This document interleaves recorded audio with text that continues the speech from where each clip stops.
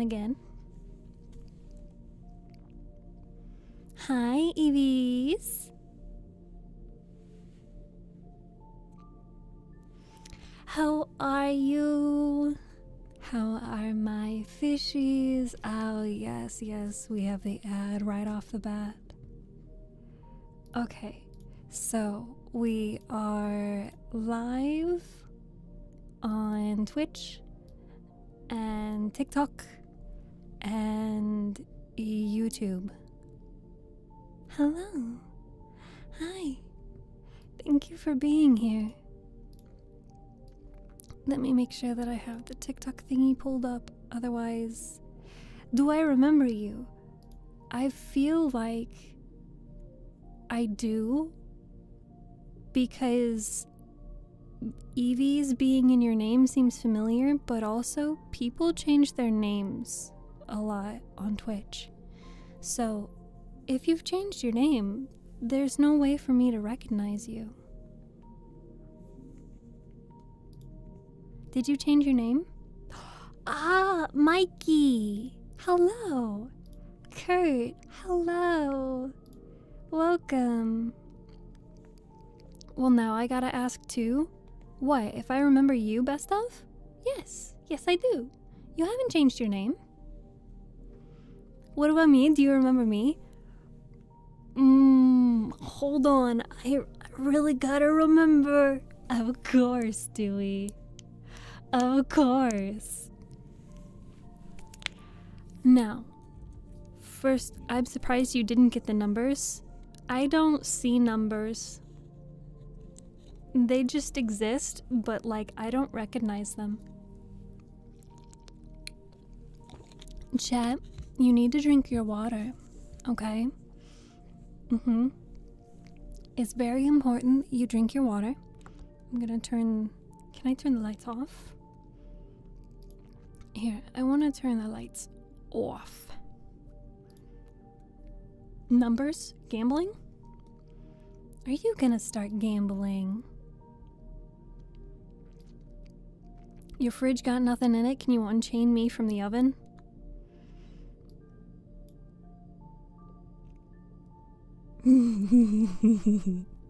Bold of you to assume I'm gonna let you out.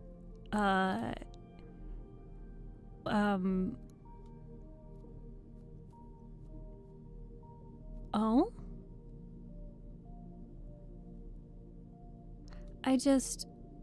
Sorry, I just got distracted by a message, and that's a little concerning. I got a message saying something about Stream Elements being down. Do you guys know anything about that? Is Stream Elements down? Are you able to gamble? Can somebody gamble right now? On God? Oh, sorry. That's not very, soothing voice mommy of me.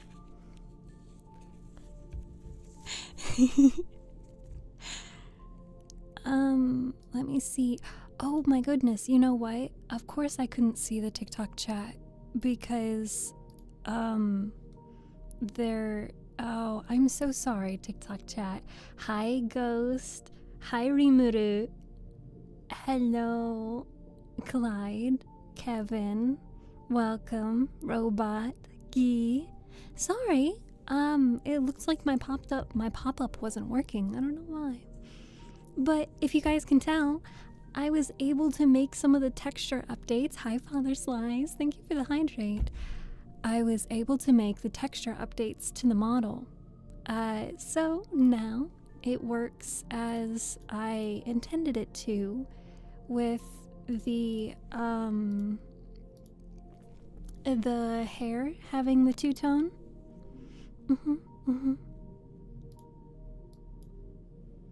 Yeah. Alright, and I wanted the background black because I feel like it looks cool.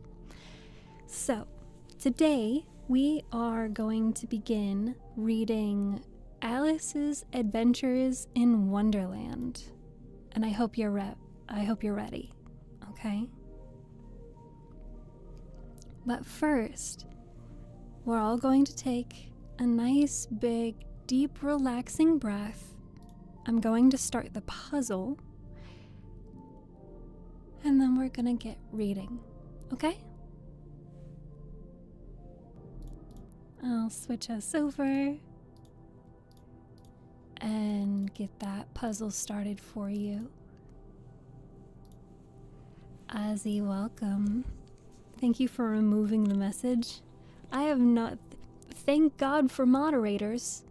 Shout out to Dogs for being our TikTok mod.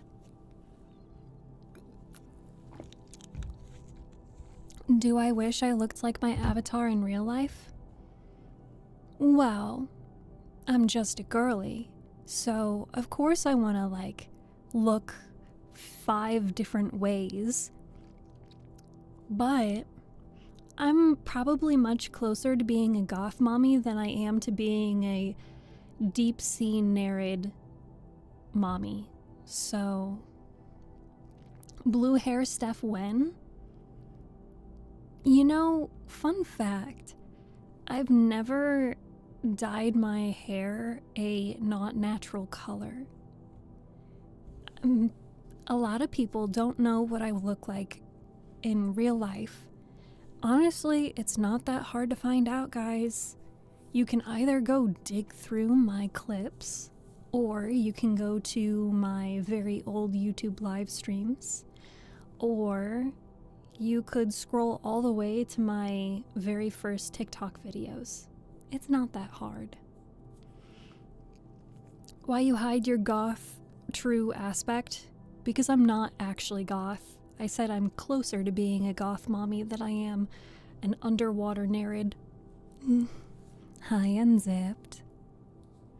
But I do hope that one day in the far off future when I can do a IRL meet and greet at a convention, that I really want to cosplay as my VTuber model so that you guys can recognize me. I've only seen your older models on YouTube.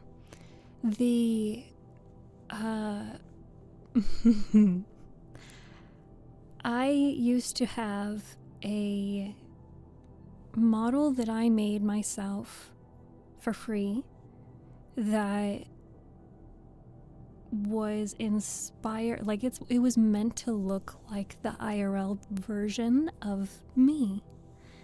And I ran with that for a while. It didn't look very good, but I ran with it for a while. So if you want to listen to my narration of Jane Eyre, that uses that original model. I'm going to calibrate one more time, and then we'll begin recording Alice's Adventures in Wonderland. Hi, Milo. Thank you. I'm glad you like it. A huge special thank you to Jap for gifting me the customizable models so that I can look like this, so I can be an absolute 2D cutie for you. This is all I ever wanted in life. To be a cute 2D, I mean, I do love being 3D, so I could be cute. That's it. That's all I want to be, is just cute.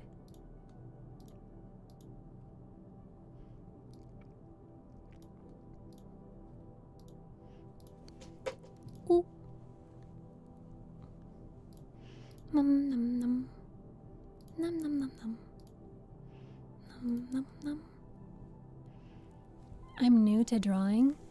Well, I'm always open to more fan art. I love being able to share the fan art on stream, and I had been given an idea inspired from another creator to show fan art on the starting soon screen. So I would like to start doing that and really showcasing the wonderful art that people create of my model, no matter how you feel about it. I appreciate it. It really means a lot. Put a 1 in chat if you are ready to begin Alice in Wonderland.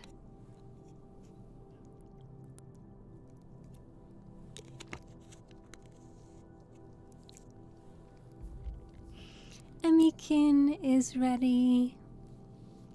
Who else is ready?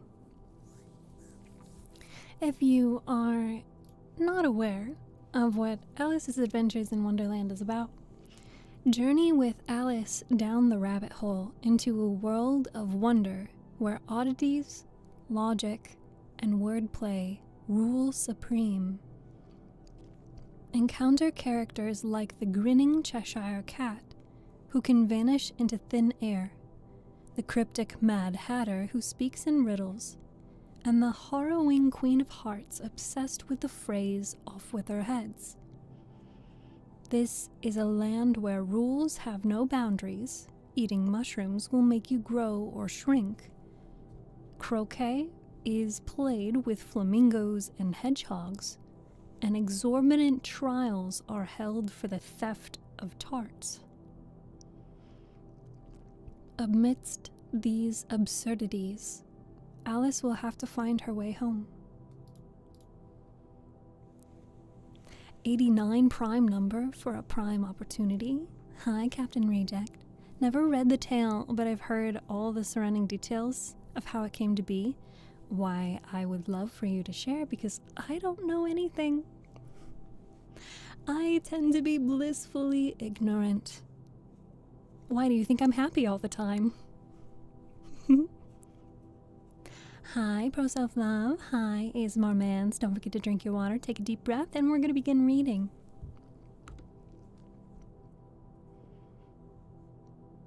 Alice's Adventures in Wonderland by Lewis Carroll. 1.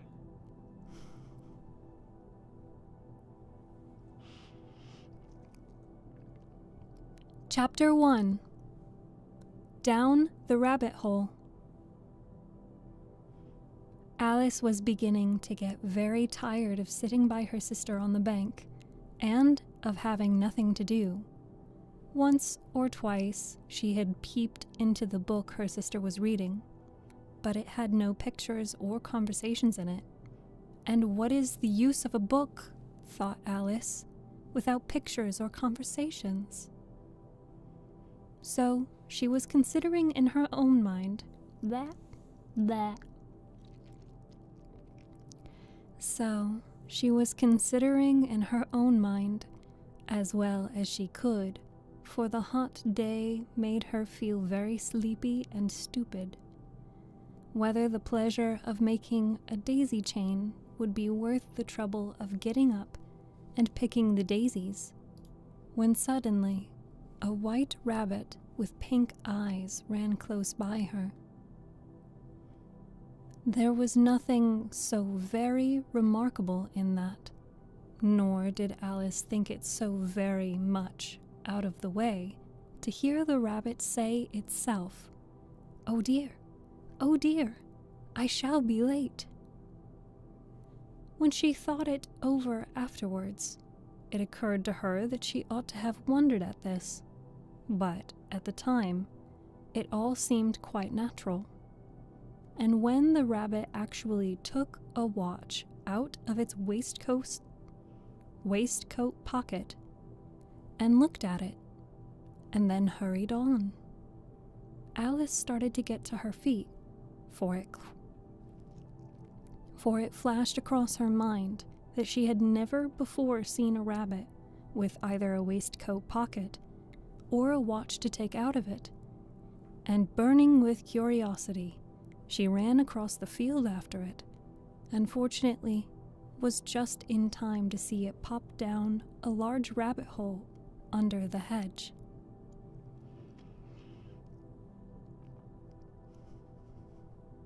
In another moment, down went Alice after it, never once considering how in the world she was to get out again. The rabbit hole went straight on like a tunnel for some way, and then dipped suddenly down, so suddenly that Alice had not a moment to think about stopping herself before she found herself falling down a very deep well.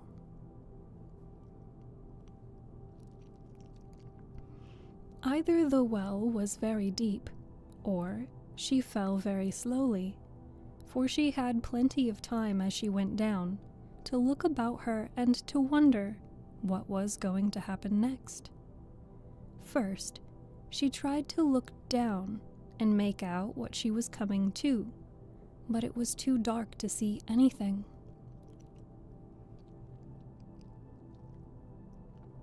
Then she looked at the sides of the well and noticed that they were filled with cupboards and bookshelves.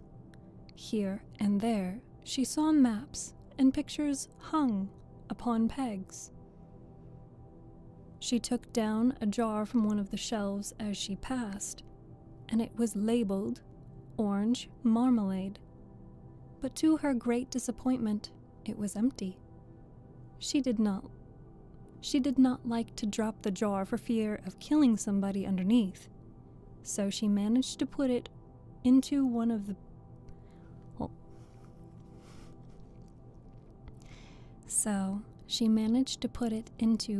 the cupboards as she fell past it. Well, Alice thought to herself, after such a fall as this, I shall think nothing of tumbling downstairs. How brave they'll think of me at home. Why, I wouldn't say anything about it, even if I fell off the top of the house, which was very likely true. Down, down, down. Would the fall never come to an end? Thank you, very loud vehicle, for revving your engine. Everyone is so impressed with you right now.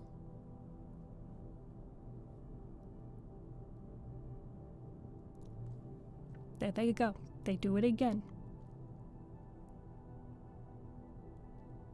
Very PogChamp.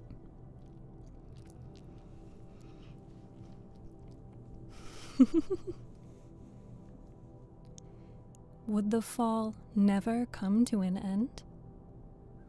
I wonder how many miles I've fallen by this time, she said aloud. I must be getting somewhere near the center of the earth. Let me see. That would be 4,000 miles down, I think. For, you see, Alice had learnt several things of this sort in her lessons in the schoolroom, and though this was not a very good opportunity for showing off her knowledge, as there was no one to listen to her, still, it was good practice to say it over. Yes, that's about the right distance. But then I wonder what latitude. Why is this vehicle? It is a motorcycle. I hear it through my microphone.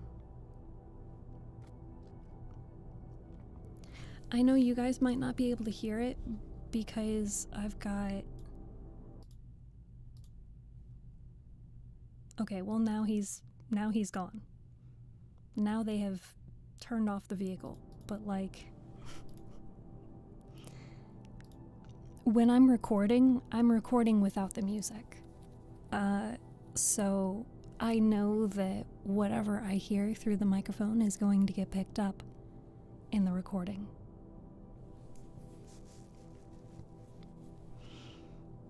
Hi, Native Beans. Hi, Anthony. Hi, King. Hi, Raven.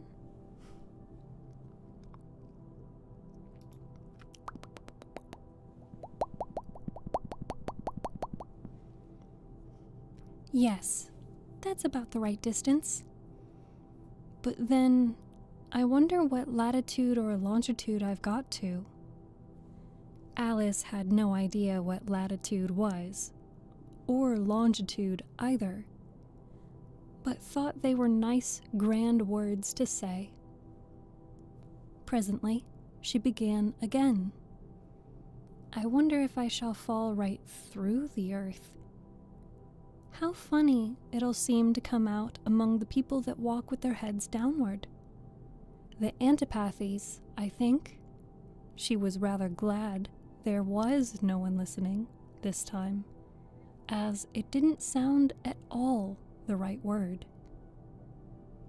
but I shall have to ask them what the name of the country is. You know. Please, ma'am, is this New Zealand or Australia?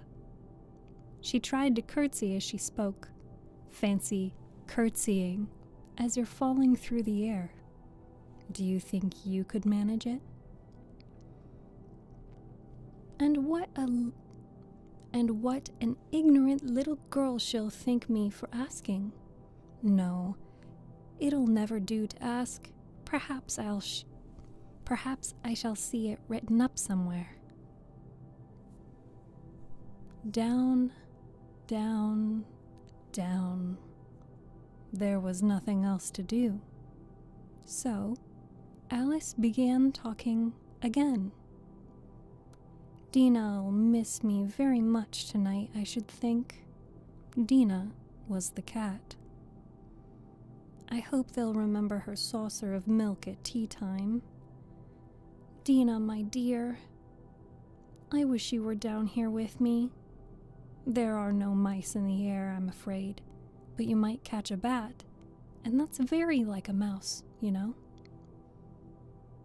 But do cats eat bats, I wonder? And here Alice began to get rather sleepy, and went on saying to herself, in a dreamy sort of way, do cats eat bats? Do cats eat bats? And sometimes, do bats eat cats? For, you see, as she couldn't answer either question, it didn't matter which way she put it.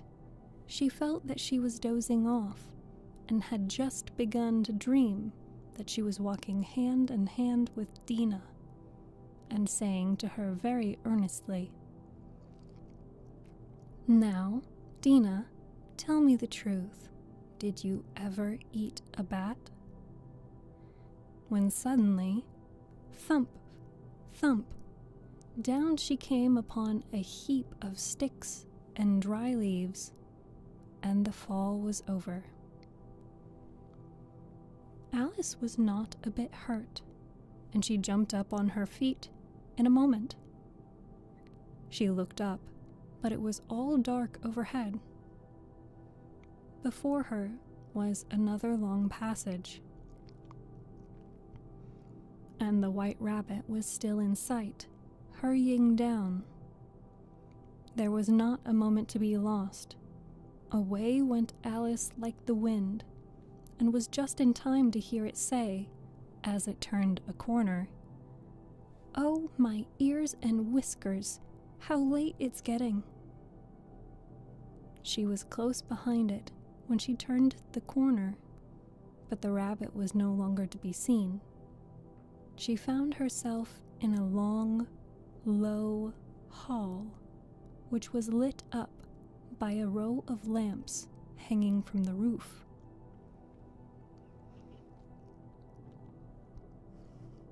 There were doors all round the hall, but they were all locked, and when Alice had been all the way down one side and up the other, trying every door, she walked sadly down the middle, wondering how she was ever to get out again.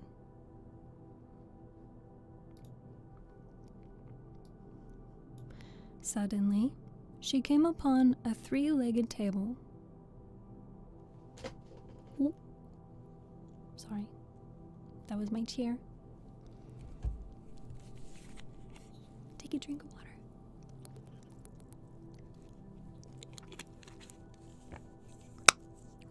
Ooh. Sorry, that was my water.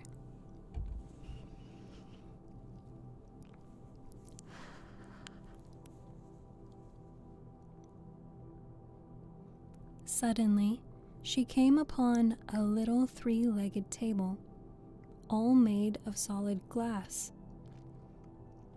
There was nothing on it except a tiny golden key, and Alice's first thought was that it might belong to one of the doors of the hall. But alas, either the locks were too large or the key was too small. But at any rate, it would not open any of them. However, on the second time round, she came upon a low curtain she had not noticed before, and behind it was a little door about 15 inches high. She tried the little golden key in the lock, and to her great delight, it fitted. Alice opened the door and found that it led into a small passage, not much larger than a rat hole. She knelt down and looked along the passage into the loveliest garden you ever saw.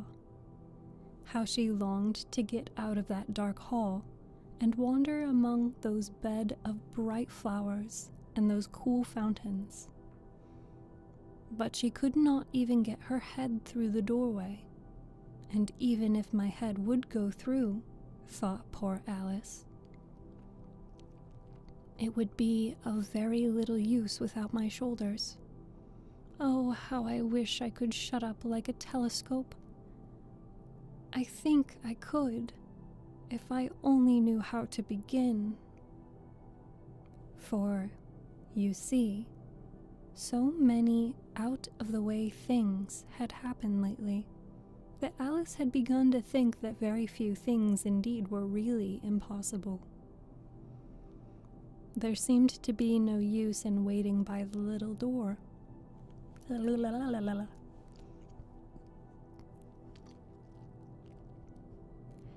There seemed to be no use in waiting by the little door, so she went back to the table, half hoping she might find another key on it, or, at any rate, a book of rules for shutting people up like telescopes. This time she found a little bottle on it, which certainly was not here before, said Alice. And round the neck of the bottle was a paper label, with the words, "Drink me," beautifully written on it in large letters. It was all very well to say, "Drink me," but the wise little Alice was not going to do that in a hurry. "No, I'll look first," she said, "and see whether it's marked poison or not." For she had read several nice little histories about children who had got burnt and eaten up by wild beasts or other unpleasant things, all because they would not remember the simple rules their friends had taught them, such as that a red-hot poker will burn you if you hold it for too long, and that if you cut your finger very deeply with a knife, it usually bleeds. And she had never forgotten that if you drink much from a bottle marked poison, it is almost certain to disagree with you sooner or later. However, this bottle was not marked poison, so Alice ventured to taste it, and finding it very nice, it had, in fact, a sort of mixed flavor of cherry tart, custard, pineapple, roast turkey, toffee, and hot buttered toast. She very soon finished it off. "What a curious feeling," said Alice. "I must be shutting up like a telescope." And so it was indeed. She was now only 10 inches high, and her face brightened up at the thought that she was now the right size for going through the little door into that lovely garden. First, however, she waited for a few minutes to see if she was going to shrink any further. She felt a little nervous about this, for it might end, you know, said Alice to herself. In my going out altogether. Blah. In my going out altogether. Like a candle. I wonder what I should be like then. And she tried to fancy what the flame of a candle is like after the candle is blown out, for she could not remember even ever having seen such a thing.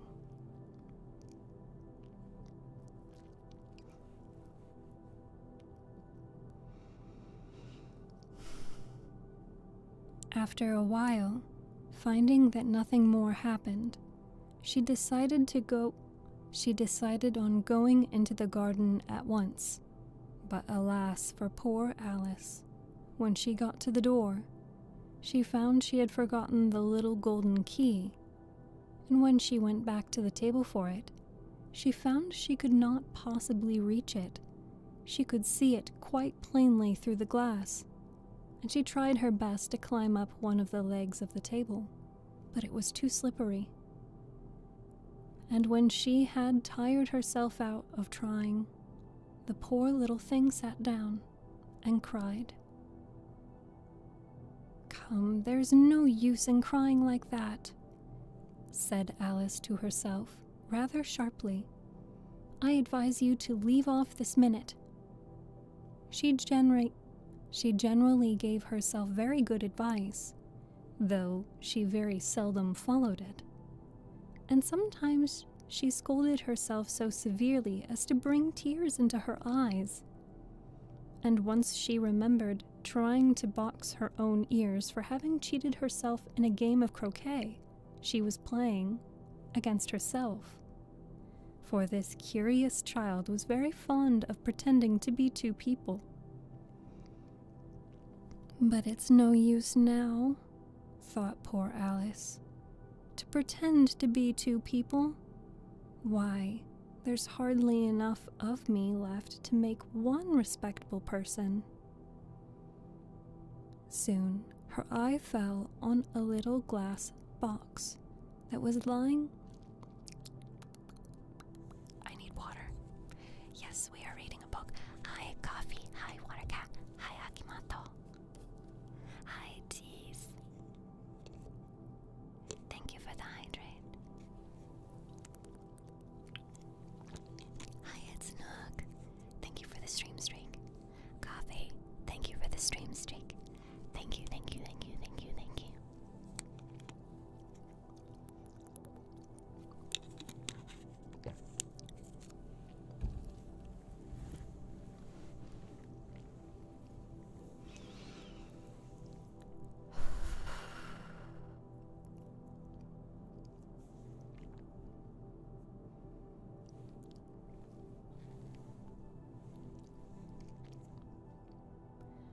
Soon her eye fell on a little glass box that was lying under the table. She opened it and found in it a very small cake, on which the words "Eat me" were beautifully marked in currants. "Well, I'll eat it," said Alice, "and if it makes me grow larger, I can reach the key. And if it makes me grow smaller, I can creep under the door. So either way I'll get into the garden, and I don't care which happens."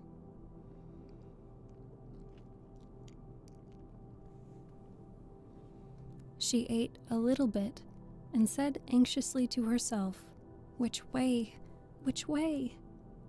holding her hand on the top of her head to feel which way it was growing. And she was quite surprised to find that she remained the same size.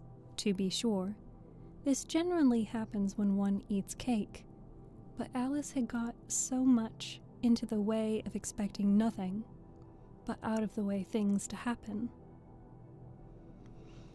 But Alice had got so much into the way of expecting nothing but out of the way things to happen that it seemed quite dull and stupid for life to go on in the common way.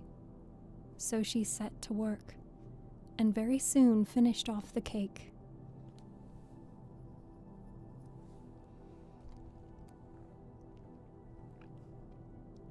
That is the end of chapter 1. What do you guys think of it?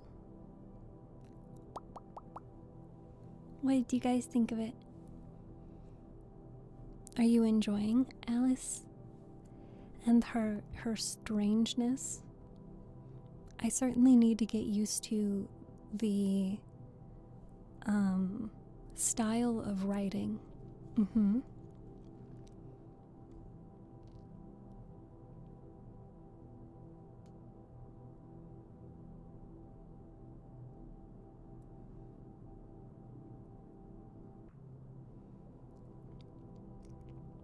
The tone is set.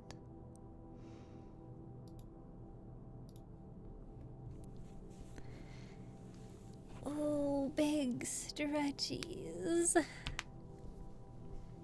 first time hearing it in such a relaxing manner. Big yawn.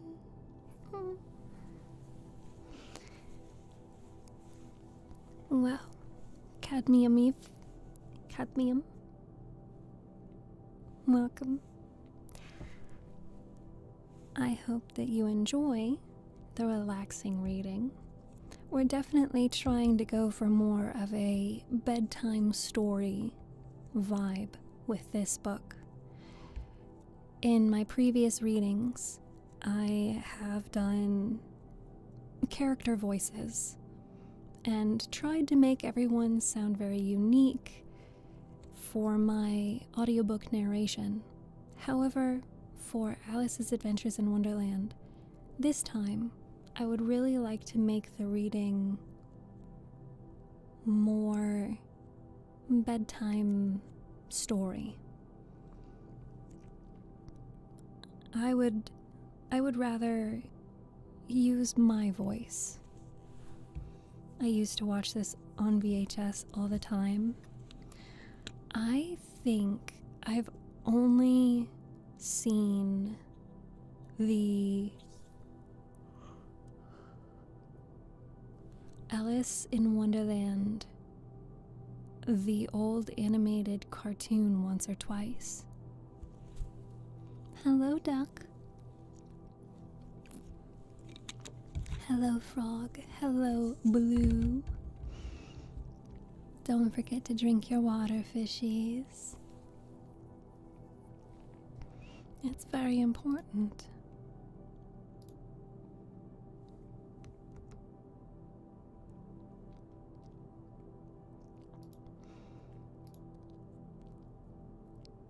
Well, I'm happy that you could catch it.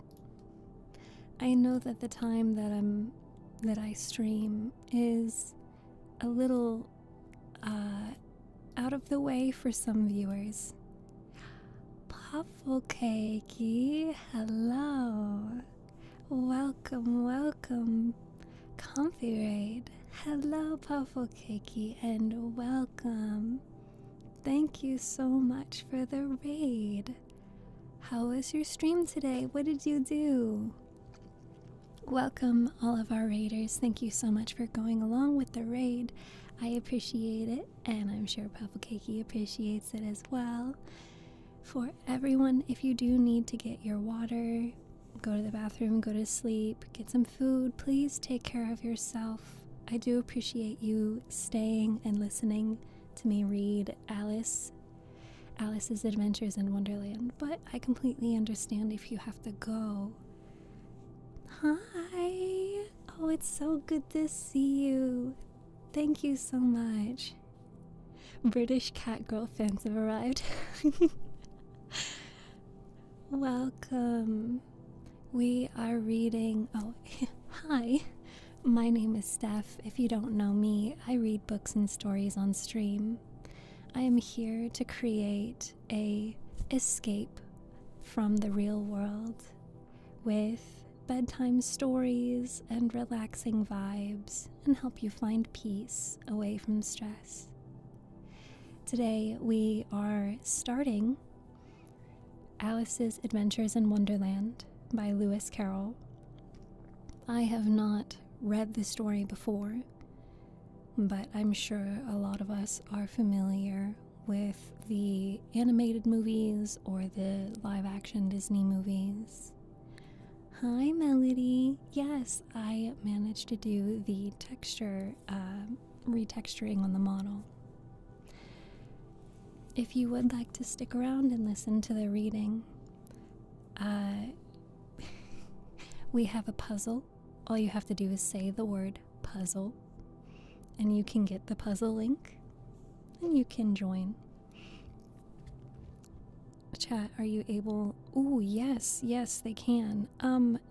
I have a channel in the Discord server for suggestions. I unfortunately don't have a keyboard. I am in a vocal booth. Excuse me? Mommy? Sorry. Mommy? I'm in a vocal booth, Sorry. so I Mommy? cannot Sorry. copy Mommy? your suggestion and put it in there myself. So I don't know if maybe you use like a highlighted message with channel points, or somebody else could put it in there. That would be a huge help. But I do take suggestions. I love suggestions. Alright, we are about to start chapter 2 of Alice's Adventures in Wonderland.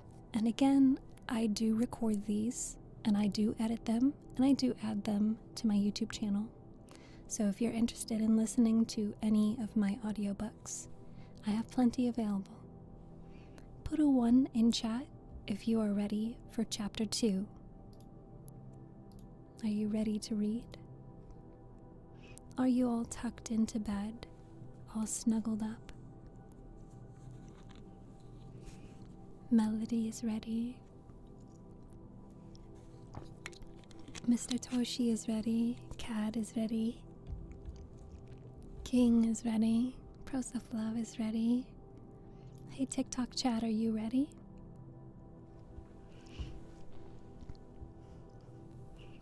If anyone is interested in having a fish in the background, when you send a message to chat, you get a fishy. And when you send another message to chat, your fishy will move. So, your message could be an emote. Your message could be a gamble command, ! Gamble. I don't know why you would do that. You could also use any of the other commands, such as ! Book, ! TW for trigger warnings, etc. Alright. Avidros is ready.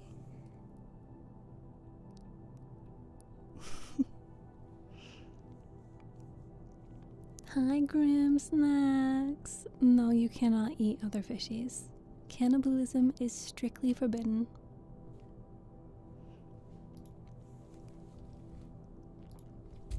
Chapter 2. The Pool of Tears. Curiouser and curiouser, cried Alice. She was so much surprised that for the moment she quite forgot how to speak good English. Now I'm opening out like the largest telescope there ever was. Goodbye, feet. For when she looked down at her feet, they seemed to be almost out of sight. They were getting so far off. Oh, my poor little feet. I wonder who will put on your shoes and stockings for you now, dears. I'm sure I shan't be able. I shall be a great deal too far off to trouble myself about you. You must manage the best way you can. But I must be kind to them, thought Alice. Or perhaps they won't walk the way I want to go. Let me see. I'll give them a new pair of boots every Christmas. And she went on planning to herself how she would manage it. They must go by carrier, she thought, and how funny it'll seem sending presents to one's own feet, and how odd the directions will look. Alice's right foot, Esquire, hearthrug, near the fender, with Alice's love. Oh dear, what nonsense I'm talking. Just then, her head struck against the roof of the hall. In fact, she was now more than 9 feet high, and she at once took up the little golden key and hurried off to the garden door.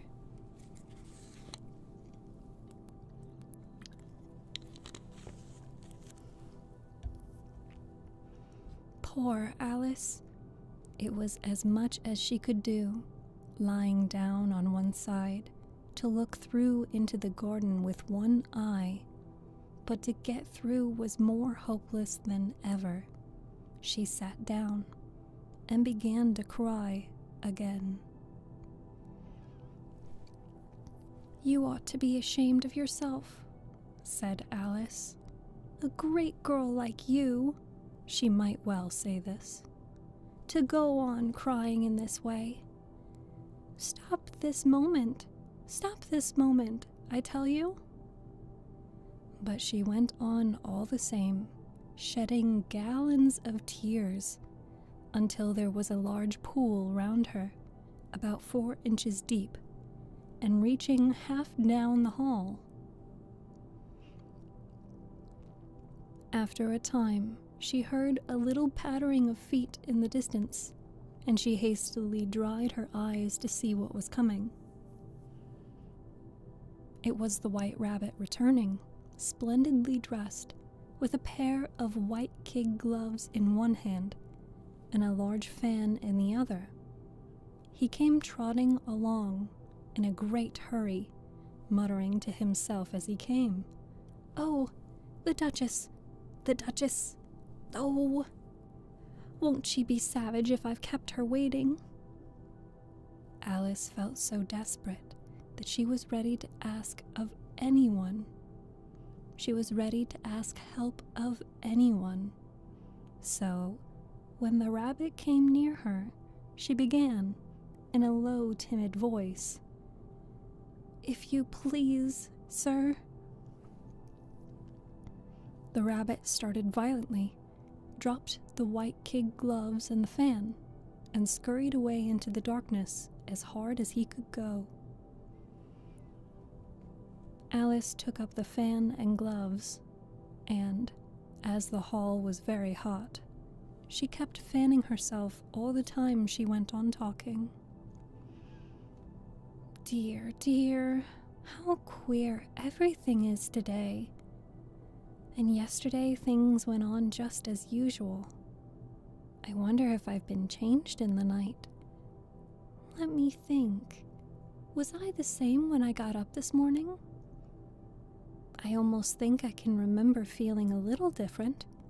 But if I'm not the same, the next question is, who in the world am I? Ah, that's a great puzzle." She began thinking over all the children she knew that were of the same age as herself, to see if she could have changed for any of them. To see if she could have been changed for any of them. "I'm sure I'm not Ada," she said, "for her hair goes in such long ringlets. And mine doesn't go in ringlets at all. And I'm sure I can't be Mabel, for I know all sorts of things, and she knows such very little. Besides, she's she, and I'm I. And, oh dear, how puzzling it all is. I'll try if I know all the things I used to know. Let me see. 4 times 5 is 12, and 4 times 6 is 13, and 4 times 7 is... Oh dear, I shall never get to 20 at that rate. However, the multiplication table doesn't signify. Let's try geography. London is the capital of Paris, and Paris is the capital of Rome, and Rome... No, that's all wrong. I'm certain. I must have been changed for Mabel. I'll try and say, how doth the little... She crossed her hands on her lap, as if she were saying lessons, and began to repeat it. But her voice sounded hoarse and strange, and the words did not come the same way they used to. How doth the little crocodile improve his shining tail, and pour the waters of the Nile on every golden scale? How cheerfully he seems to grin, how neatly spreads his claws, and welcome little fishies in with gently smiling jaws. "I'm sure those are not the right words," said poor Alice, and her eyes filled with tears again as she went on. "I must be Mabel after all, and I shall have to go and live in that poky little house, and have next to no toys to play with, and, oh, ever so many lessons to learn. No, I've made up my mind about it. If I'm Mabel, I'll stay down here. It'll be no use putting their heads down and saying, 'Come up again, dear.' I shall only look up and say, 'Who am I then? Tell me that first. And then, if I like being that person, I'll come up. If not, I'll stay down here till I'm somebody else.' Oh, but, oh dear," cried Alice, with a sudden burst of tears. "I do wish they would put their heads down. I am so very tired of being all alone here." As she said this, she looked down at her hands and was surprised to see that she had put on one of the little rabbits. And was surprised to see that she had put on one of the rabbit's little white kid gloves while she was talking. "How can I have done that?" she thought. "I must be growing small again." She got up and went to the table to measure herself by it, and found that, as nearly as she could guess, she was now about 2 feet high, and was going on shrinking rapidly. She soon found out that the cause of this was the fan she was holding, and she dropped it hastily, just in time to avoid shrinking away altogether. That was a narrow escape," said Alice, a good deal frightened at the sudden change, but very glad to find herself still in existence. "And now for the garden." And she ran with all speed back to the little door. But, alas, the little door was shut again, and the little golden key was lying on the glass table as before. "And things are as worse as ever," thought the poor child. "For I never was so small as this before, never. And I declare it's too bad that it is." As she said these words, her foot slipped, and in another moment, splash, she was up to her chin in salt water. Her first idea was that she had somehow fallen into the sea. "And in that case, I can go back by railway," she said to herself. Alice had been to the seaside once in her life, and had come to the general conclusion that wherever you go to on the English coast, you find a number of bathing machines in the sea, some children digging in the sand with wooden spades, then a row of lodging houses, and behind them a railway station. However, she soon made out that she was in a pool of tears she had wept when she was 9 feet high. "I wish I hadn't cried so much," said Alice as she swam about, trying to find her way out. I shall be punished for it now, I suppose, by being drowned in my own tears. That will be a queer thing, to be sure. However, everything is queer today. Just then, she heard something splashing about in the pool a little way off, and she swam nearer to make out what it was. At first, she thought it must be a walrus or hippopotamus, but then she remembered how small she was, and soon made out that it was only a mouse that had slipped in like herself. Would it be of any use now, thought Alice, to speak to this mouse? So she began. Nope, I jumped a line. Everything is so out of the way down here that I should think very likely it can talk. At any rate, there's no harm in trying. So she began. Oh, mouse, do you know the way out of this pool? I am very tired of swimming here, oh mouse. Alice thought this must be the right way of speaking to a mouse. She had never done such a thing before, but she remembered having seen her brother's Latin grammar. A mouse, of a mouse, to a mouse, a mouse, oh mouse.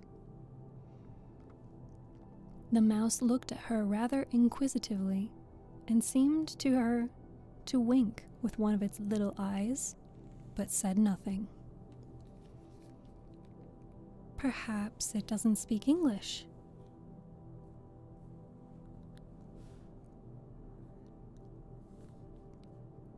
Oh no. Okay, on this next ad break, which is coming up in a minute, I have to run out because my neighbor needs something.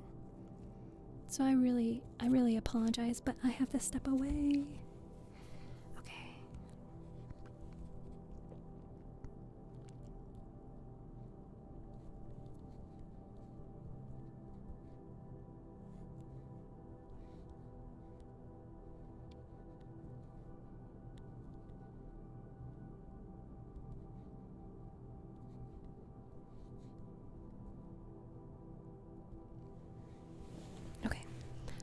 I have to go. My neighbor needs something, so I will put us on the Be Right Back screen. I will give you another puzzle because you guys are so. How are you so good at puzzling? Yes, hi. Okay, I gotta pause that. I will put you on the Be Right Back screen, and I will escape. I will be back soon, my loves.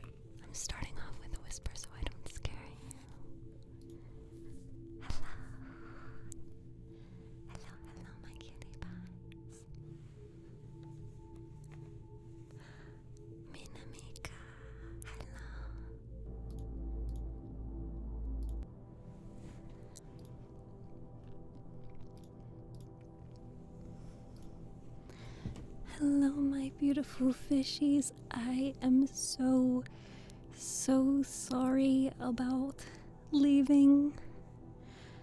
I am so sorry. It was totally unexpected. My neighbor just had something very urgent that they needed help with, so I had to go help. But Mina, thank you. Mina Mika, thank you so much for the raid. How was your stream? What did you do? Thank you so much for joining. I apologize so much for being gone.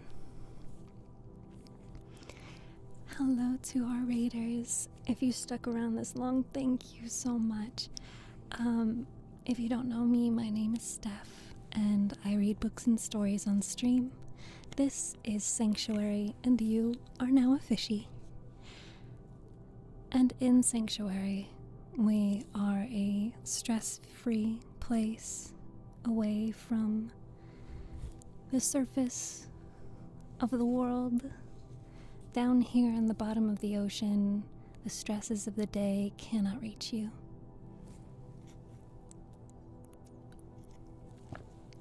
Hello Dova, hello Pookie, hello Friss, hello Jay. You are drawing your life 2D. Oh, really? Oh, I want to see.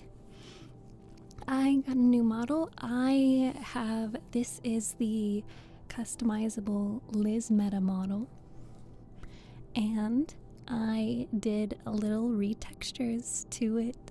And I'm so excited. I've been trying to do the retextures and I kept messing it up and I fixed it. I did it. I'm so proud. But yes, I did some retextures. Ta-da! She's pretty. Pretty anime woman. It suits you? Thank you. Maybe I should change the dress to be white to go with the hair, but I don't want to, be too many colors. But yes, so I finally was able to make the texture updates that I intended to on the model. Let's see, and I gotta make sure okay, yeah, that's correct. If you need to relax, I hope that my voice and my narration can be wonderfully relaxing to you after a long day of existing. All you have to do is be a fish. Hello, Big Boy Hammer. Is the link allowed in your chat? Let me see. I am not sure, and I want to make sure that you don't get hurt.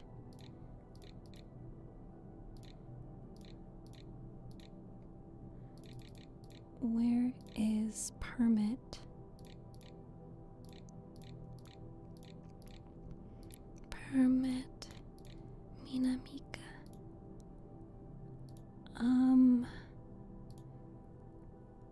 Go ahead and try it. I think. Oh, why do my eyeballs have stars in them? I hope you had a great Mother's Day. Thank you. I think I did. Oh my gosh, that's so pretty. I love it. The colors look so nice. And the pastel. And then oh my god, it's so good. I like it. The color palette is nice. The details are nice. You're cooking.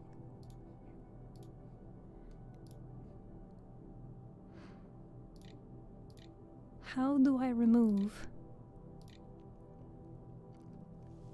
the stars from my eyes? How did this happen? Hold on, where's heart eyes, star eyes. That was shift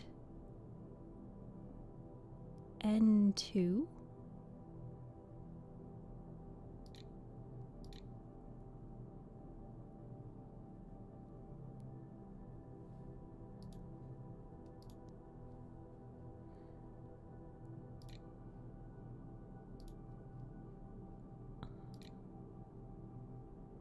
Oh.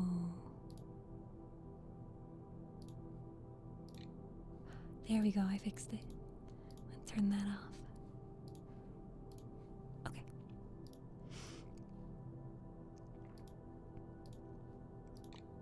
I'm having issues. Surprise. Okay, I think we're ready to resume reading. Put a 1 in chat if you're ready for the story to continue.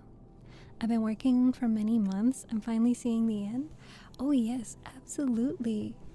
Like, it looks so good. I cannot wait to see the final product. I cannot imagine the amount of work and dedication that it takes to do in live 2D. I understand how it all works, but there is just such a vast amount of knowledge and experience. Pookie, I'm proud of you. Native Beans is ready. King is ready. King is ready.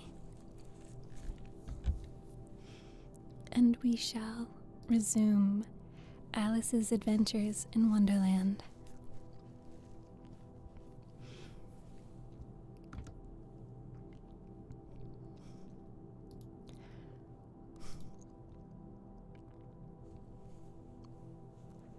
The mouse looked at her rather inquisitively and seemed to her to wink with one of its little eyes, but it said nothing. Perhaps it doesn't speak English. Perhaps it doesn't understand English, thought Alice. I dare say it's a French mouse, come over with William the Conqueror.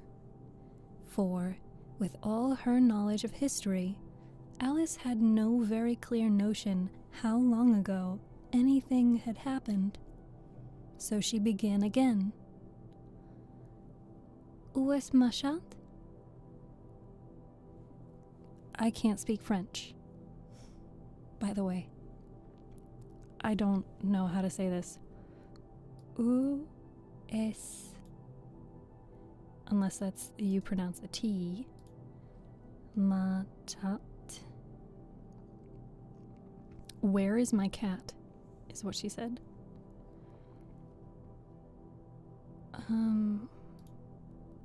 Ooh, ee, ah, ee. Ow. Ow, my ears. Hold on. Où est ma chatte?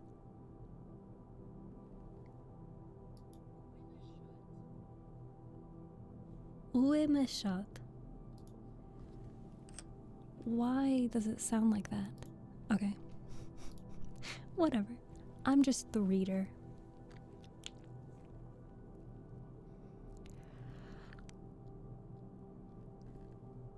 Oh. Okay.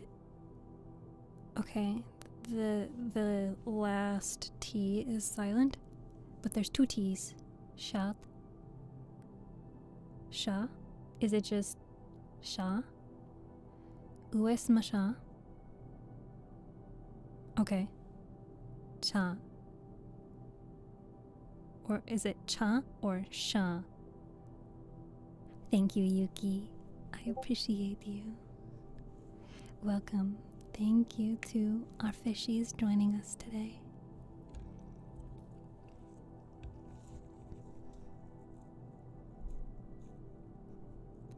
So, she began again. Où est ma chat? Which was the first sentence in her French lesson book. The mouse gave a sudden leap out of the water and seemed to quiver all over with fright. "Oh, I beg your pardon," cried Alice hastily, afraid that she had hurt the poor animal's feelings. "I quite forgot you didn't like cats." "Not like cats," cried the mouse in a shrill, passionate voice. "Would you like cats if you were me?" "Wes Masha?" "Okay, thank you. Thank you, thank you, thank you." "Wes Masha?"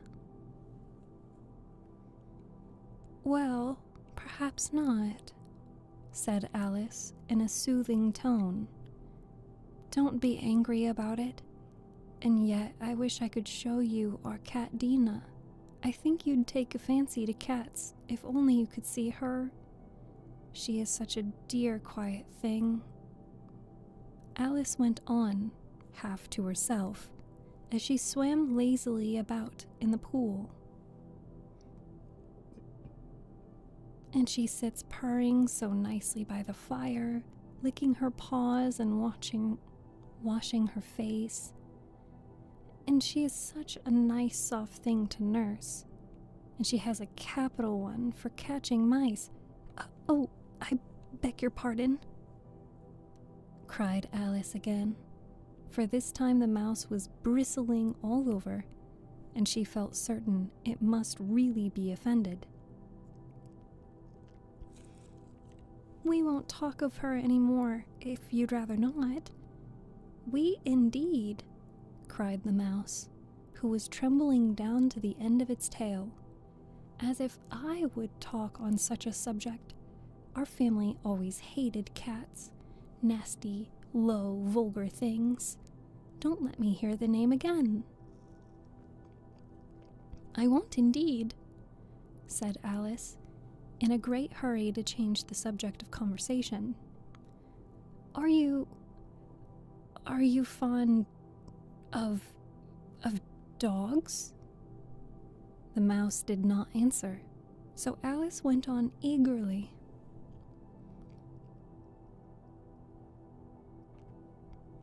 "There is such a nice little dog near our house. I should like to show you. A little bright-eyed terrier, you know, with, oh, such long curly brown fur.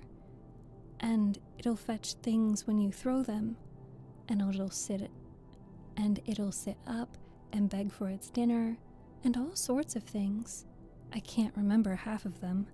And it belongs to a farmer, you know. And he says it's so useful, it's worth £100. He says it kills all the rats and... Oh dear," cried Alice in a sorrowful tone. "I'm afraid I've offended it again."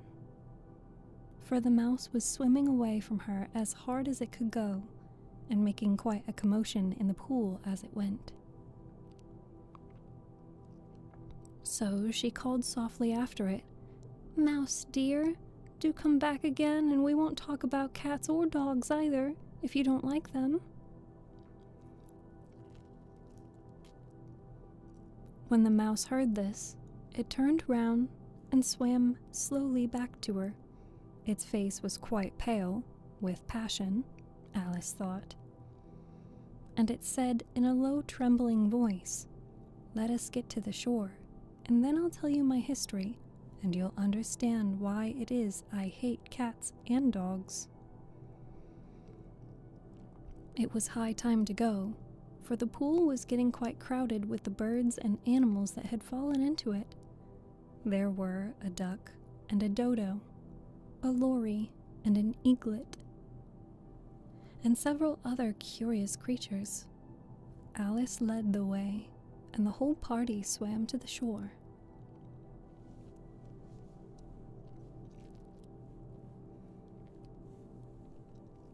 And that is the end of chapter 2, but put a 1 in chat if you want to run right into chapter 3.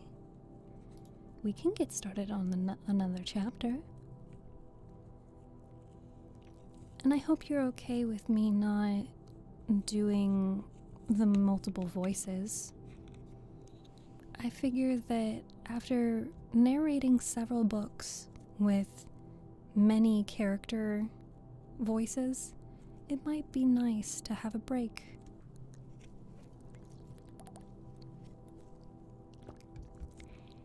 King is ready, Emmykin is ready, Pookie is ready. What are we reading?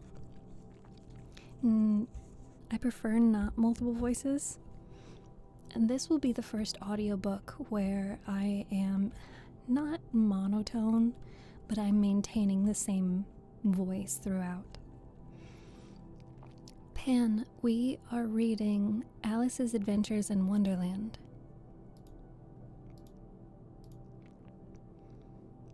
A reminder to my sweethearts to let me know when the puzzle is finished so that I can give you a new puzzle.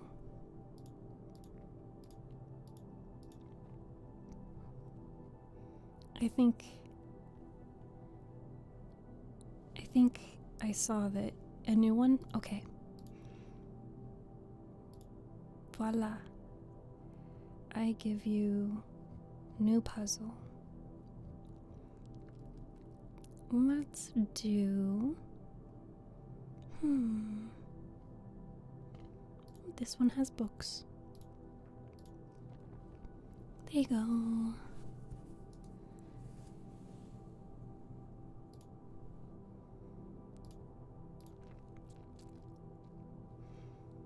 It's good either way, voices or not, it's all about delivery.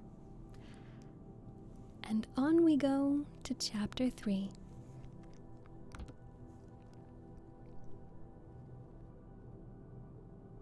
Chapter 3. A caucus race and a long tail. They were indeed a queer-looking party that assembled on the bank. The birds with draggled feathers, the animals with their fur clinging close to them, and all dripping wet, cross, and uncomfortable. The first question, of course, was how to get dry again. They had a consultation about this, and after a few minutes, it seemed quite natural to Alice to find herself talking familiarly with them, as if she had known them all her life. Indeed, she had quite a long argument with the lorry, who at last turned sulky and would only say, "I am older than you, and must know better." And this Alice would not allow without knowing how old it was.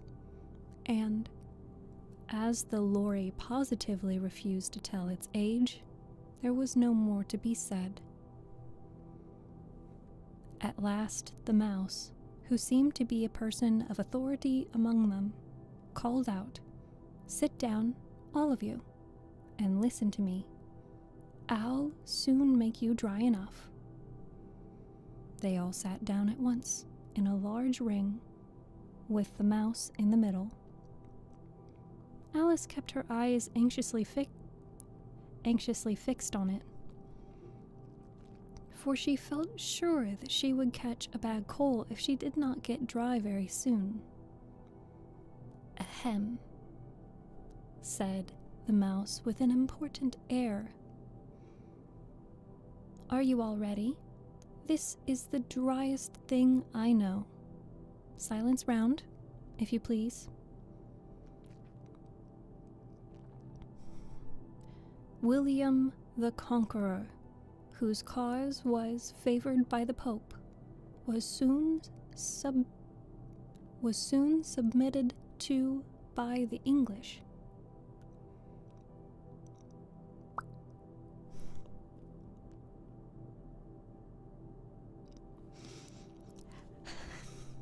I just needed a moment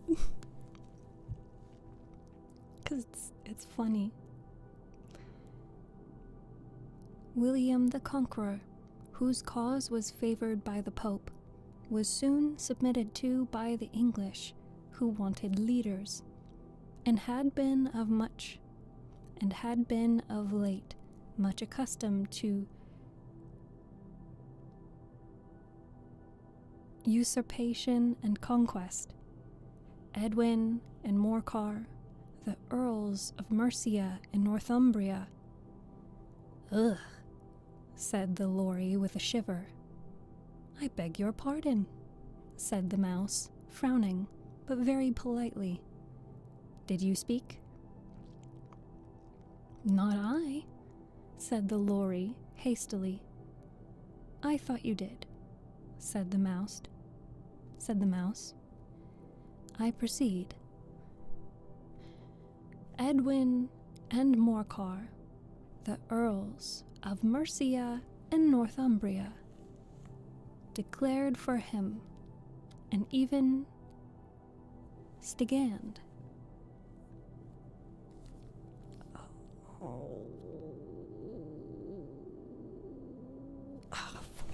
My neighbor's at the door.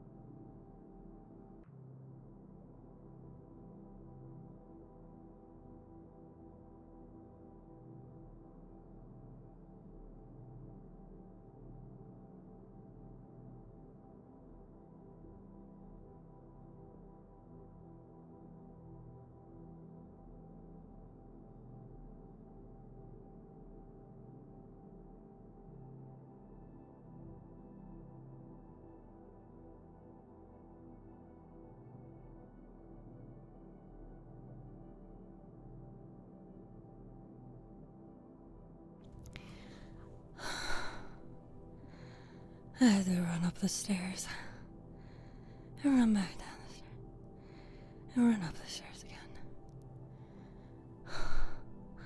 Hi, Rostar. It's good to see you. I apologize. My neighbor needed something again, and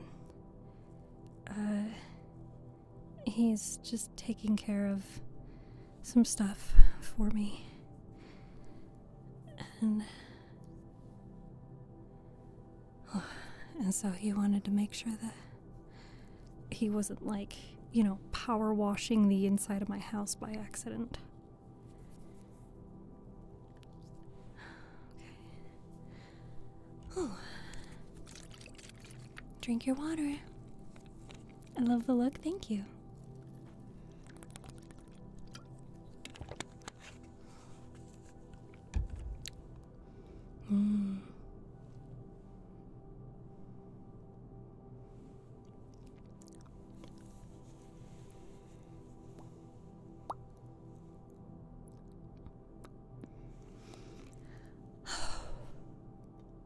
Okay.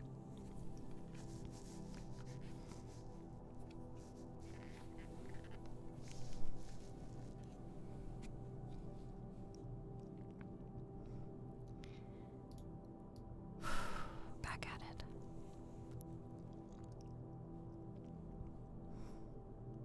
Not I, said the Lorry hastily. I thought you did, said the mouse. I proceed. Edwin and Morcar, the Earls of Mercia and Northumbria, declared for him, and even Stigand, the patriotic Archbishop of Canterbury, found it advisable. Found what? Asked the duck. Found it, the mouse replied rather crossly. Of course you know what it means. I know what it means well enough when I find a thing, said the duck. It's generally a frog or a worm. The question is, what did the Archbishop find? The mouse did not notice this question. But hurriedly went on. Found it advisable to go with Edgar Atheling to meet William and offer him the crown. William's conduct at first was moderate, but the insolence of his Normans. How are you getting on now, my dear? It continued, turning to Alice as it spoke.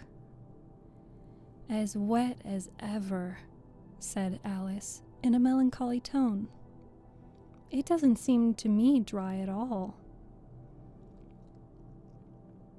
In that case, said the dodo solemnly, rising to its feet, I move that the meeting adjourn for the immediate adoption for more energetic remedies. Speak English, said the eaglet. I don't know the meaning of half those long words, and, what's more, I don't believe you do either. And the eaglet bent down its head to hide a smile. Some of the other birds tittered audibly. What was I going to say? Said the dodo in an offended tone. What I was going to say, said the dodo in an offended tone, was that the best thing to get us dry would be a caucus race. What is a caucus race?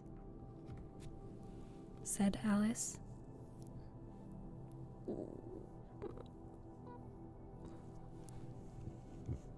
Sorry.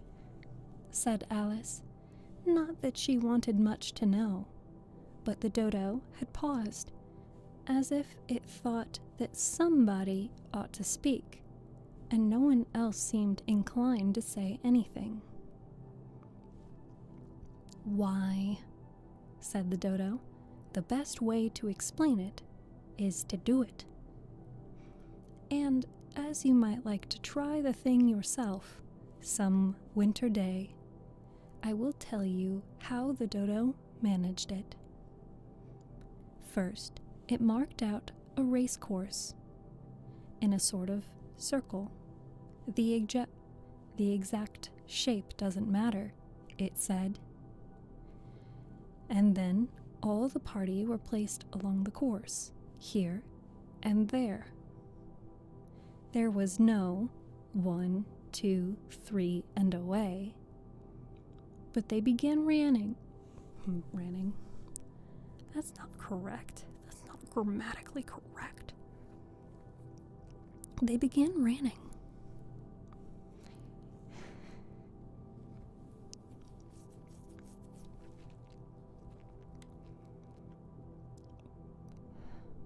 But they began ranning. Ranning? Again? That's crazy.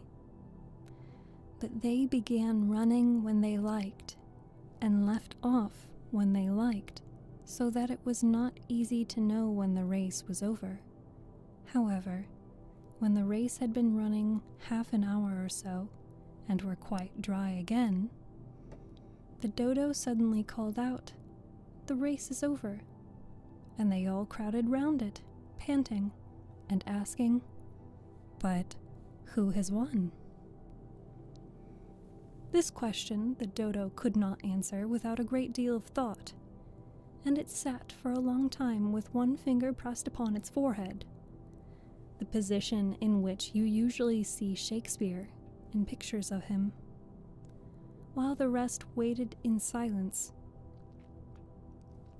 At last, the dodo said, "Everybody has won, and all must have prizes." "But who is to give the prizes?" quite a chorus of voices asked. "Why, she, of course," said the dodo, pointing to Alice with one finger. The whole party at once crowded round her, calling out in a confused way, "Prizes! Prizes!" Alice had no idea what to do, and in despair she put her hand in her pocket and pulled out a box of comfits. Comfit? What is this word?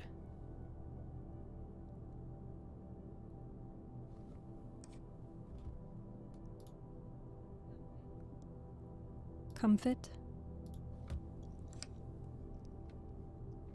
And pulled out a box of comfits. Luckily, the salt water had not gotten into it.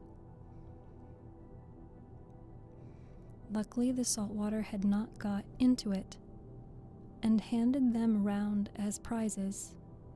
There was exactly one apiece all around. "But she must have a prize herself, you know," said the mouse. "Of course," the dodo replied gravely. "What else have you got in your pocket?" he went on, turning to Alice. "Only a thimble," said Alice. "Hand it over here," said the dodo. Then they all crowded round her once more, while the dodo solemnly presented the thimble, saying, "We beg your acceptance of this elegant thimble." And when it had finished this short speech, they all cheered. Alice thought the whole thing very absurd, but they all looked so grave that she did not dare laugh, and as she could not think of anything to say, she simply bowed and took the thimble, looking as solemn as she could.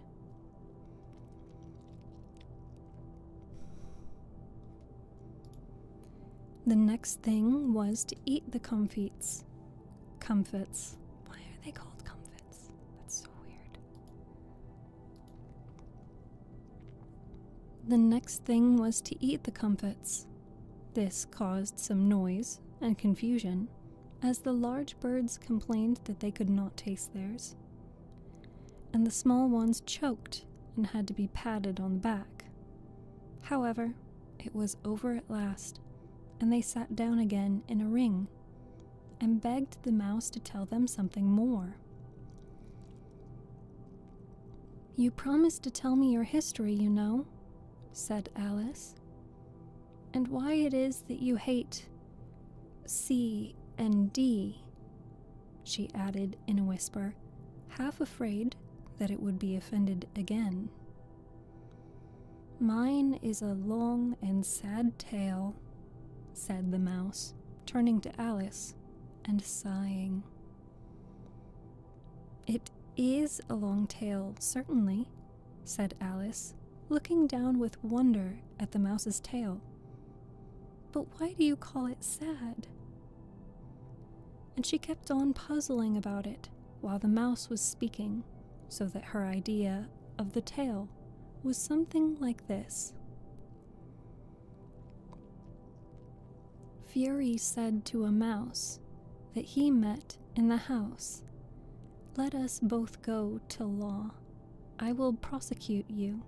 Come, I'll take no denial. We must have a trial, for really this morning I've nothing to do." Said the mouse to the cur, "Such a trial, dear sir, with no jury or judge would be wasting our breath. I'll be the judge, I'll be the jury," said cunning old Fury. "I'll try the whole cause and condemn you to death." "You are not attending," said the mouse to Alice severely. "What are you thinking of?" "I beg your pardon," said Alice very humbly. "You had got to the 5th bend, I think?" "I had not," cried the mouse, sharply and very angrily. "A knot?" said Alice, always ready to make herself useful, and looking anxiously about her. "Oh, do let me help you undo it." "I shall do nothing of the sort," said the mouse, getting up and walking away. "You insult me by talking such nonsense." "I didn't mean it," pleaded poor Alice. "But you are so easily offended, you know." The mouse only growled in reply. "Please come back and finish your story," Alice called after it, and all the others joined in chorus. "Yes, please do." But the mouse only shook its head impatiently and walked a little quicker. What a pity it couldn't stay. What a pity it wouldn't stay, sighed the lorry as soon as it was quite out of sight. And an old crab took the opportunity of saying to her daughter, "Ah, my dear, let this be a lesson to you, never to lose your temper." "Hold your tongue, Ma," said the young crab, a little snappishly. "You're enough to try the patience of an oyster." "I wish I had our Dina here. I know I do," Alice said aloud, addressing nobody in particular. "She'd soon fetch it back." "And who is Dina, if I might venture to ask the question?" said the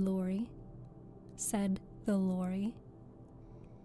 Alice replied eagerly, for she was always ready to talk about her pet. "Dina's our cat, and she's such a capital one for catching mice, you can't think. And oh, I wish you could see her after the birds. Why, she'll eat a little bird as soon as look at it." This speech caused a remarkable sensation among the party. Some of the birds hurried off at once. One old magpie began wrapping itself up very carefully, remarking, "I really must be getting home. The night air doesn't suit my throat." And a canary called out in a trembling voice to its children, "Come away, dears. It's high time you were all in bed." On various pretexts, they all moved off, and Alice was soon left alone. "I wish I hadn't mentioned Dina," she said to herself in a melancholy tone. "Nobody seems to like her down here, and I'm sure she's the best cat in the world. Oh, my dear Dina, I wonder if I shall ever see you any more." And here poor Alice began to cry again, for she felt very lonely and low-spirited. In a little while, however, she again heard a little pattering of footsteps in the distance, and she looked up eagerly, half hoping that the mouse had changed his mind and was coming back to finish his story.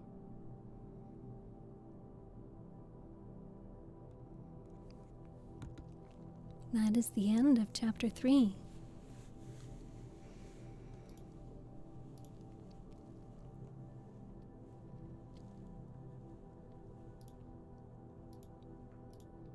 Let me see, how are you guys doing on the puzzle?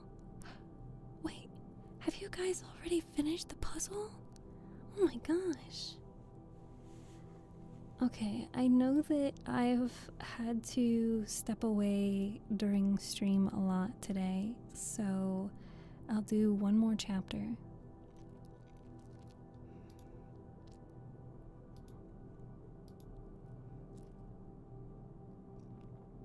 Okay.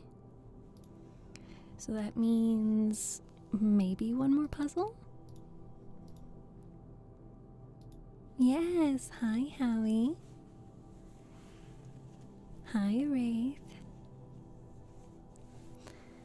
Oh, after the ad break. Okay, we have...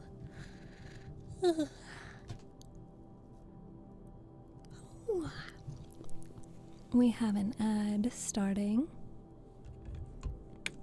which is my reminder to you to please drink your water. You know you must.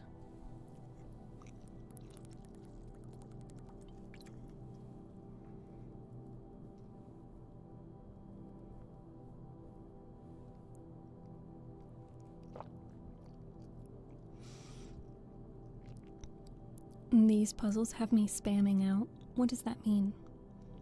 What do these words mean?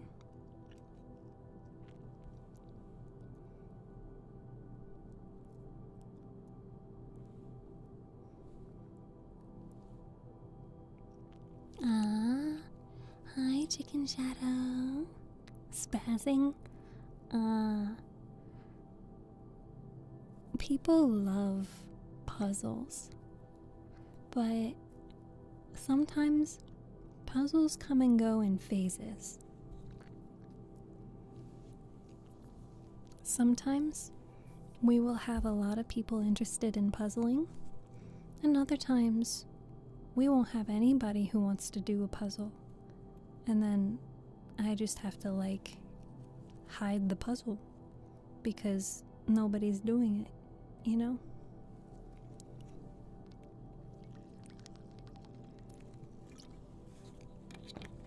Can I say ooh?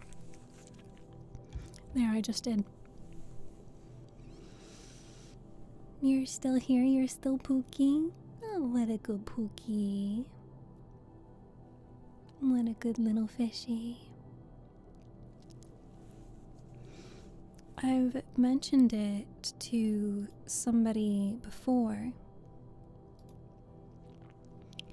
but I am looking for ASMR scripts, so if anybody is a fan of a particular type of ASMR script, I would like to look for some new scripts to read.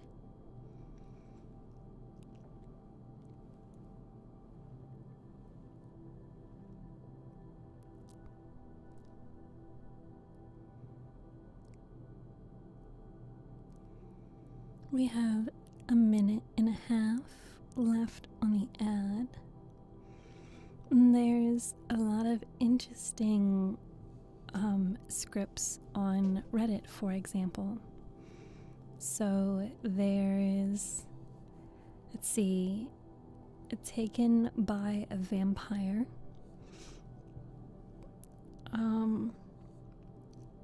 Enemies to more snuggling plot, heartbeats. Let's see. There is, let's see.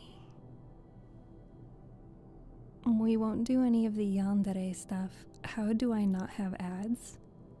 You are the chosen one.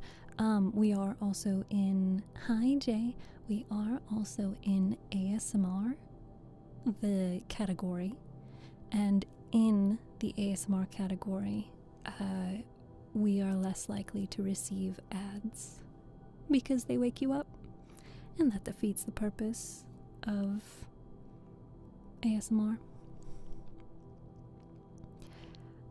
Here is a strictly safe for work. You're touch starved? Aw, baby, why didn't you say so? Touch starved girlfriend slash wife. Praise, heartbeat, soft breathing, kisses, I love you, I'm proud of you, hair play, back rubs.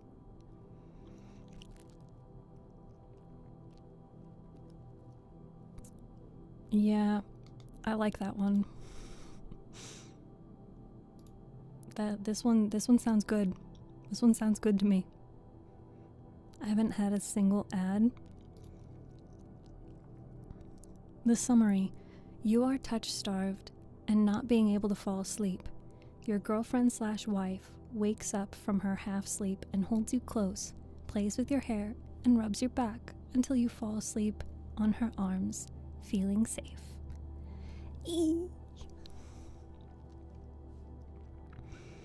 I would have to read the rules of this script, but I may be able to make some minor changes. Hi, Bunny.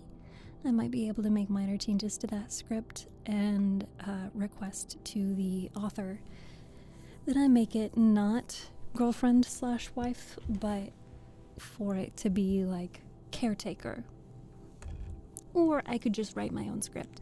If you don't know, I have released 3 ASMR roleplay videos on YouTube, and 2 of those I actually wrote the scripts myself, from concept to initial writing to polished writing, recording, audio engineering, sound effects, video editing, titling, description, all of that. I did everything. Cheers. Drink water.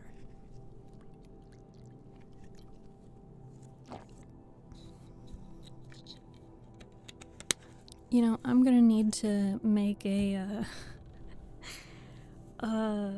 ASMR video that is just for the weirdos who like listening to the sound of me drinking water. Like, for some reason, there are some people that are like, oh wow, that was a really good gulp sound.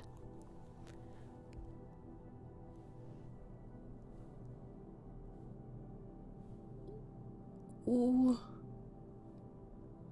I feel like YouTube would just ban me out of existence if I posted a gulping ASMR video.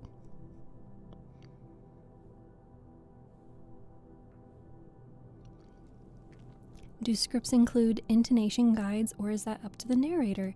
It depends on the author. So they authors will have guides such as brackets to indicate who is speaking, backslashes to indicate sound cues, and then parentheses to indicate what is physically happening or intonation in the scene. So, for example, the very first line of this script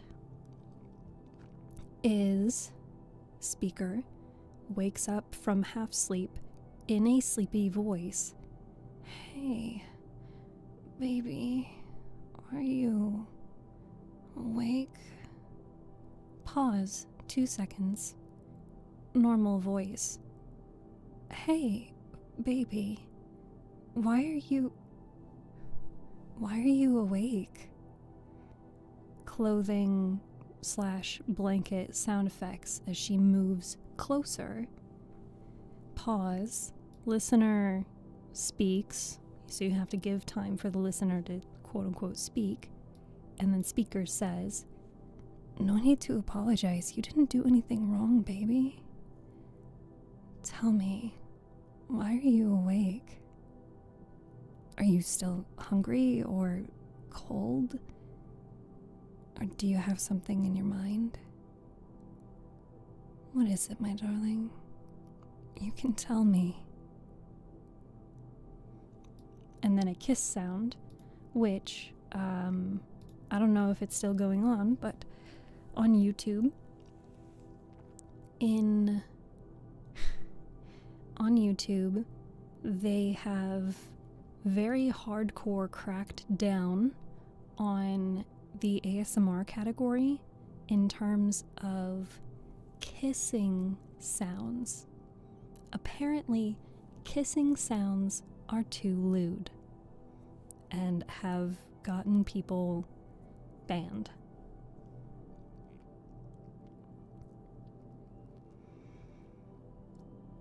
All right. Anyway, Holly, I wish I knew why. I gotta fix my hair. Put a 1 in chat if you're ready to begin chapter 4.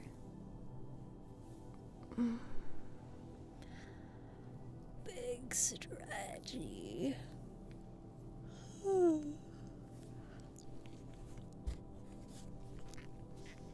Cadmium is ready, Pookie is ready.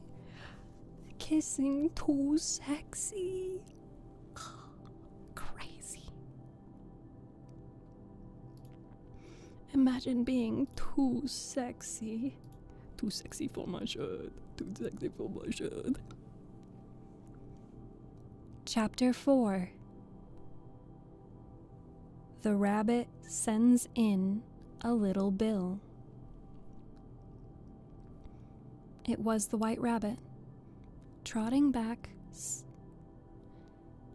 slowly back again, and looking anxiously about as it went, as if it had lost something. And she heard it muttering to itself, "The Duchess, the Duchess. Oh, my dear paws, oh, my fur and whiskers, she'll have me executed, as sure as ferrets are ferrets. Where can I have dropped them, I wonder?" Alice guessed in a moment that it was looking for the fan and the pair of white gloves, and the pair of white kid gloves, and she very good-naturedly began hunting about for them, but they were nowhere to be seen. Everything seemed to have changed since her swim in the pool, and the great hall, with the glass table and the little door, had vanished completely. Very soon, the rabbit noticed Alice as she went hunting about, and called out to her in an angry tone, "Why, Mary Ann, what are you doing out here? Run home this instant, fetch me a pair of gloves and a fan. Quick, now!" And Alice was so frightened that she ran off at once in the direction it pointed to, without trying to explain the mistake it had made. "He took me for his housemaid," she said to herself as she ran. "How surprised he'll be when he finds out who I am. But I better take him his fan and gloves. That is, if I can find them." As she said this, she came upon a neat little house, on the door of which was a bright brass plate with the name W. Rabbit engraved upon it. She went in without knocking, and hurried upstairs, in great fear lest she should meet the real Mary Ann, and be turned out of the house before she had found the fan and gloves. "How queer it seems," Alice said to herself, "to be going messages for a rabbit. I suppose Dinah'll be sending me messages. I suppose Dinah will be sending me on messages next." And she began fancying the sort of thing that would happen. "Miss Alice, come here directly and get ready for your walk." "Coming in a minute, nurse, but I've got to see that the mouse doesn't get out." Only, I don't think, Alice went on, that they'd let Dina stop in the house if it began ordering people around like that. By this time, she had found her way into a tidy little room with a table in the window, and on it, as she had hoped, a fan and 2 or 3 pairs of tiny white kid gloves.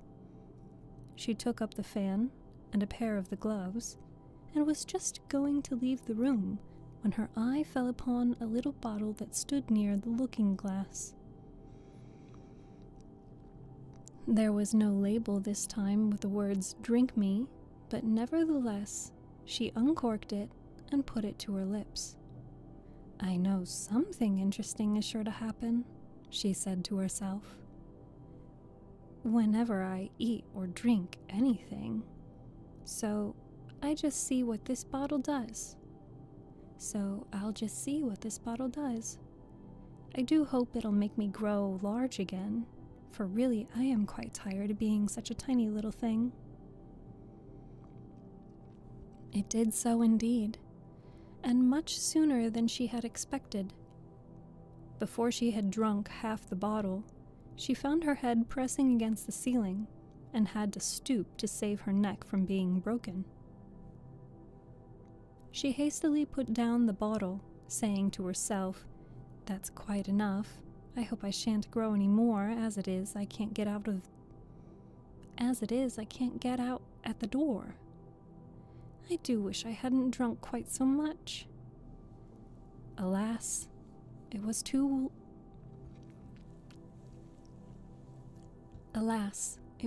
late to wish that.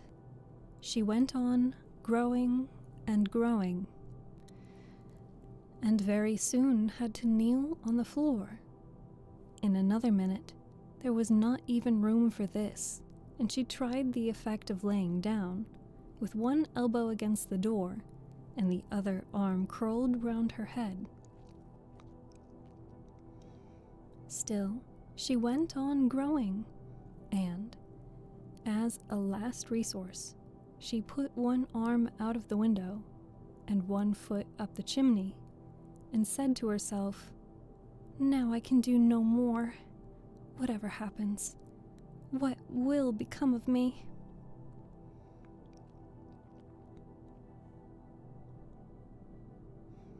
Luckily for Alice, the little magic bottle had now had its full effect, and she grew no larger. Still, it was very uncomfortable, and, as there seemed to be no sort of chance of her ever getting out of the room again, no wonder she felt unhappy. It was much pleasanter at home, thought poor Alice, when one wasn't always growing larger and smaller and being ordered around by mice and rabbits. I almost wish I hadn't gone down that rabbit hole. And yet, it's rather curious, this sort of life. I do wonder what can have happened to me. When I used to read fairy tales, I fancied that kind of thing never happened, and now, here I am in the middle of one. There ought to be a book written about me, that there ought, and when I grow up, I'll write one. But I'm grown now," she added in a sorrowful tone. "At least, there's no more room to grow up any more here." "But then," thought Alice, "shall I never get any older than I am now? That'll be a comfort, one way. Never to be an old woman. But then, always to have lessons to learn. Oh, I shouldn't like that." "Oh, you foolish Alice," she answered herself. "How can you learn lessons in here? Why, there's hardly room for you, and no room at all for any lesson books."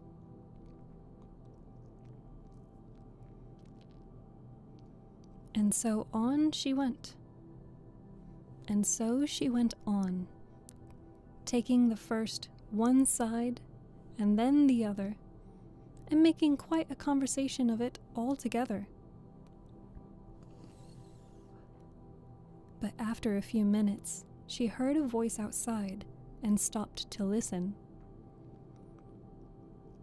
"Marianne, Marianne," said the voice. "Fetch me my gloves this moment." Then came a little pattering of feet on the stairs.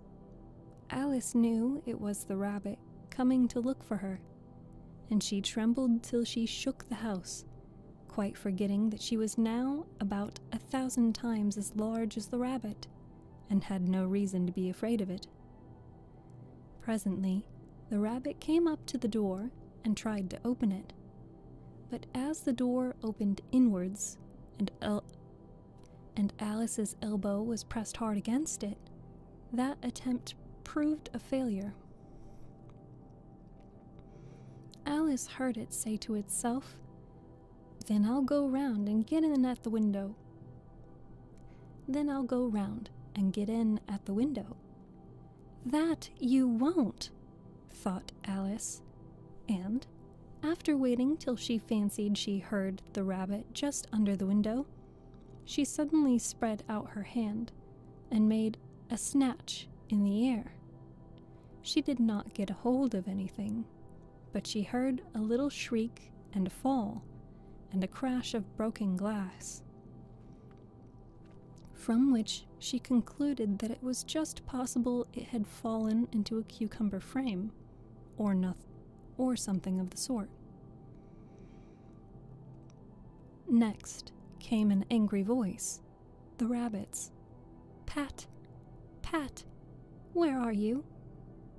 And then a voice she had never heard before. "Sure then I'm here, digging for apples, Your Honor." "Digging for apples indeed," said the rabbit angrily. "Here, come help me out of this." Sounds of more broken glass.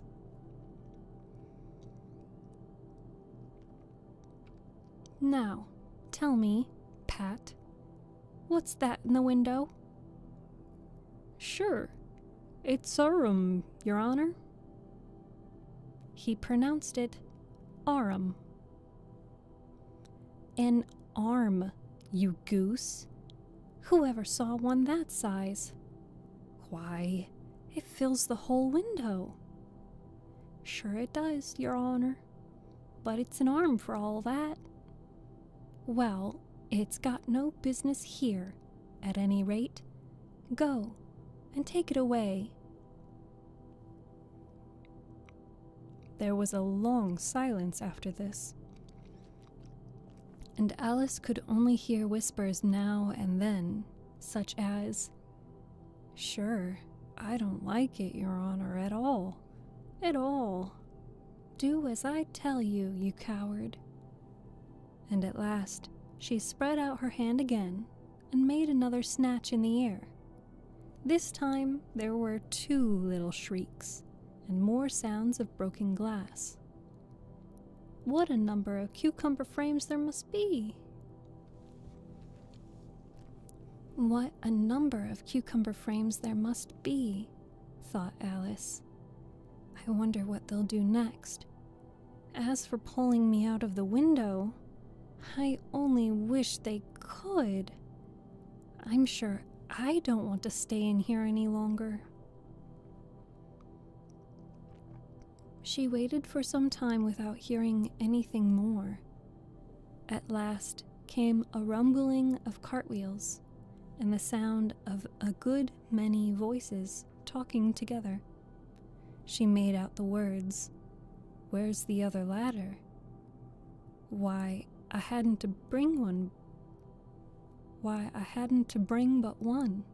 Bill's got the other. Bill, fetch it here, lad. Here, put 'em up at this corner. No, tie 'em together first. They don't reach half high enough yet. Oh, they'll do well enough. Don't be particular.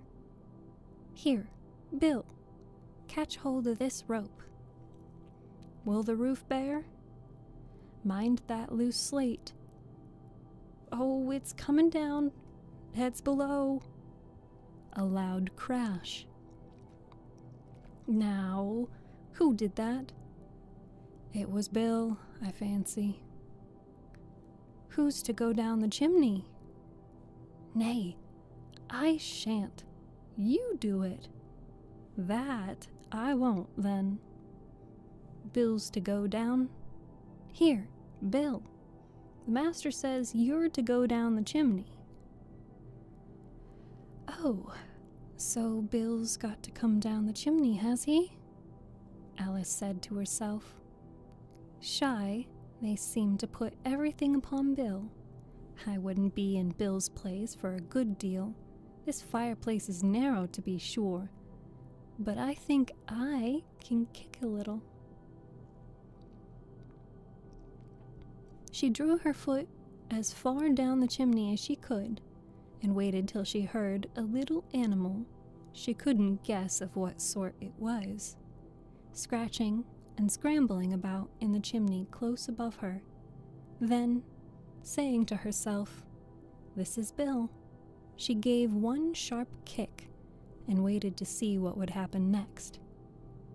The first thing she heard was a general chorus of, "There goes Bill." Then the rabbit's voice along, "Catch him, you by the hedge."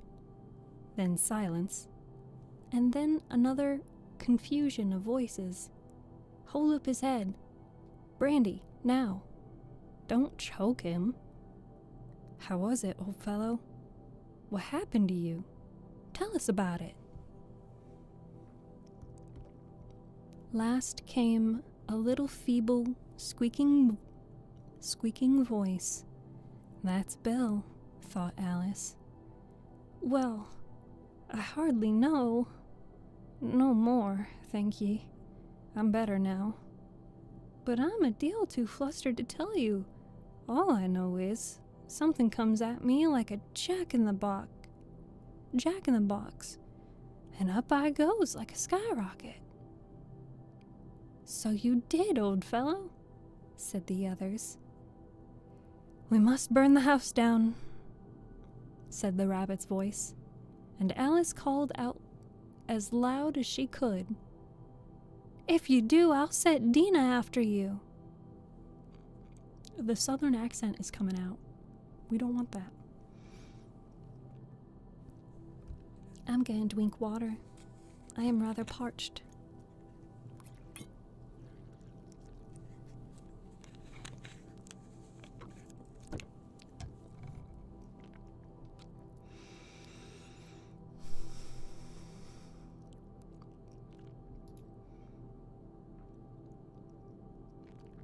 "We must burn the house down," said the rabbit's voice, and Alice called out as loud as she could, "If you do, I'll set Dina at you."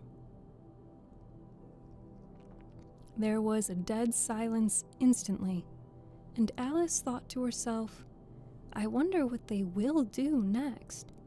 If they had any sense, they'd take the roof off."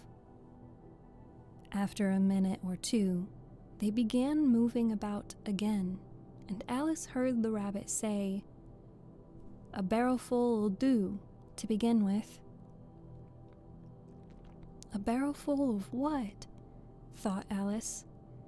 But she had not long to doubt, for the next moment a shower of little pebbles came rattling in at the window, and some of them hit her in the face. "I'll put a stop to this," she said to herself, and shouted out, "You better not do that again," which produced another dead silence. Alice noticed with some surprise that the pebbles were all turning into little cakes as they lay on the floor. And a bright idea came to her head. "If I eat one of these cakes," she thought, "it's sure to make some change in my size. as it can't possibly make me larger. It must make me smaller, I suppose. So, she swallowed one of the cakes and was delighted to find that she began shrinking directly.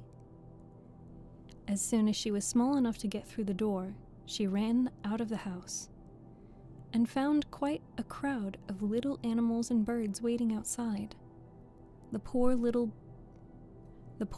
lizard, Bill, was in the middle, being held up by 2 guinea pigs who were giving it something out of a bottle. They all made a rush at Alice the moment she appeared, but she ran off as hard as she could and soon found herself safe in a thick wood. "The first thing I've got to do," Alice said to herself as she wandered about in the wood, "is to grow my right size again. And the second thing is to find my way into that lovely garden. I think that will be the best plan." It sounded like an excellent plan, no doubt, and very neatly and simply arranged. The only difficulty was that she had not the smallest idea how to set about it. And while she was peering about anxiously among the trees, a little sharp bark just over her head made her look up in a great hurry. An enormous puppy was looking down at her with large round eyes and feebly stretching out one paw, trying to touch her. "Poor little thing," said Alice in a coaxing tone, and she tried hard to whistle to it, but she was terribly frightened all the time at the thought that it might be hungry, in which case it would be very likely to eat her up in spite of all her coaxing. Hardly knowing what she did, she picked up a little bit of a stick and held it out to the puppy, whereupon the puppy jumped into the air off all its feet at once, with a yelp of delight, and rushed at the stick, and made believe to worry it. Then Alice dodged behind a great thistle to keep herself from being run over, and the moment she appeared on the other side, the puppy made another rush at the stick and tumbled head over heels in its hurry to get a hold of it. Then Alice, thinking it was very like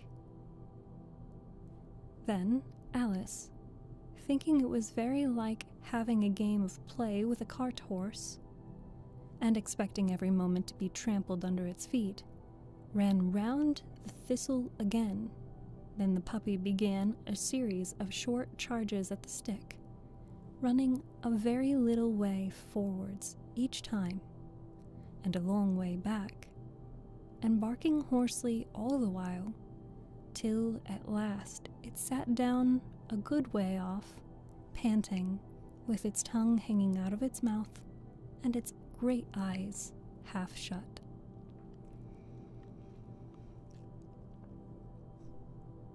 This seemed to Alice a good opportunity for making her escape. So she set off at once and ran till she was quite tired and out of breath, until the puppy's bark sounded quite faint in the distance. "And yet what a dear little puppy it was," said Alice, as she leant against a buttercup to rest herself, and fanned herself with one of the leaves. "I should have liked teaching tricks very much, if I'd only been the right size to do it. Oh dear, I'd nearly forgotten that I've got to grow up again. Let me see. How is it managed? I suppose I ought to drink or eat something or other. But the great question is, what? The great question certainly was, what? Alice looked all around her at the flowers and the blades of grass, but she did not see anything that looked the right thing to eat or drink under the circumstances. There was a large mushroom growing near her, about the same height as herself, and when she had looked under it, and on both sides of it, and behind it, it occurred to her that she might as well look and see what was on top of it. She stretched herself up on tiptoe and peeped over the edge of the mushroom, and her eyes immediately met those of a large blue caterpillar that was sitting on the top with its arms folded, quietly smoking a long hookah and taking not the smallest notice of her or of anything else.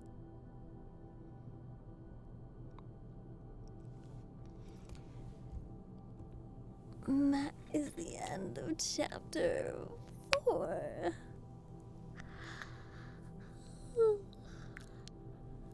I hit the mute button. I'm EP2.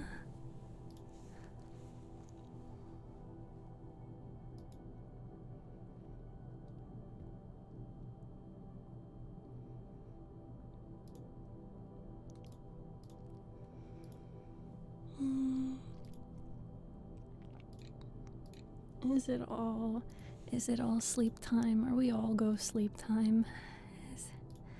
It's night time. When do we get to hear chapter 5? Hello, Debbie. Thank you for being here and welcome.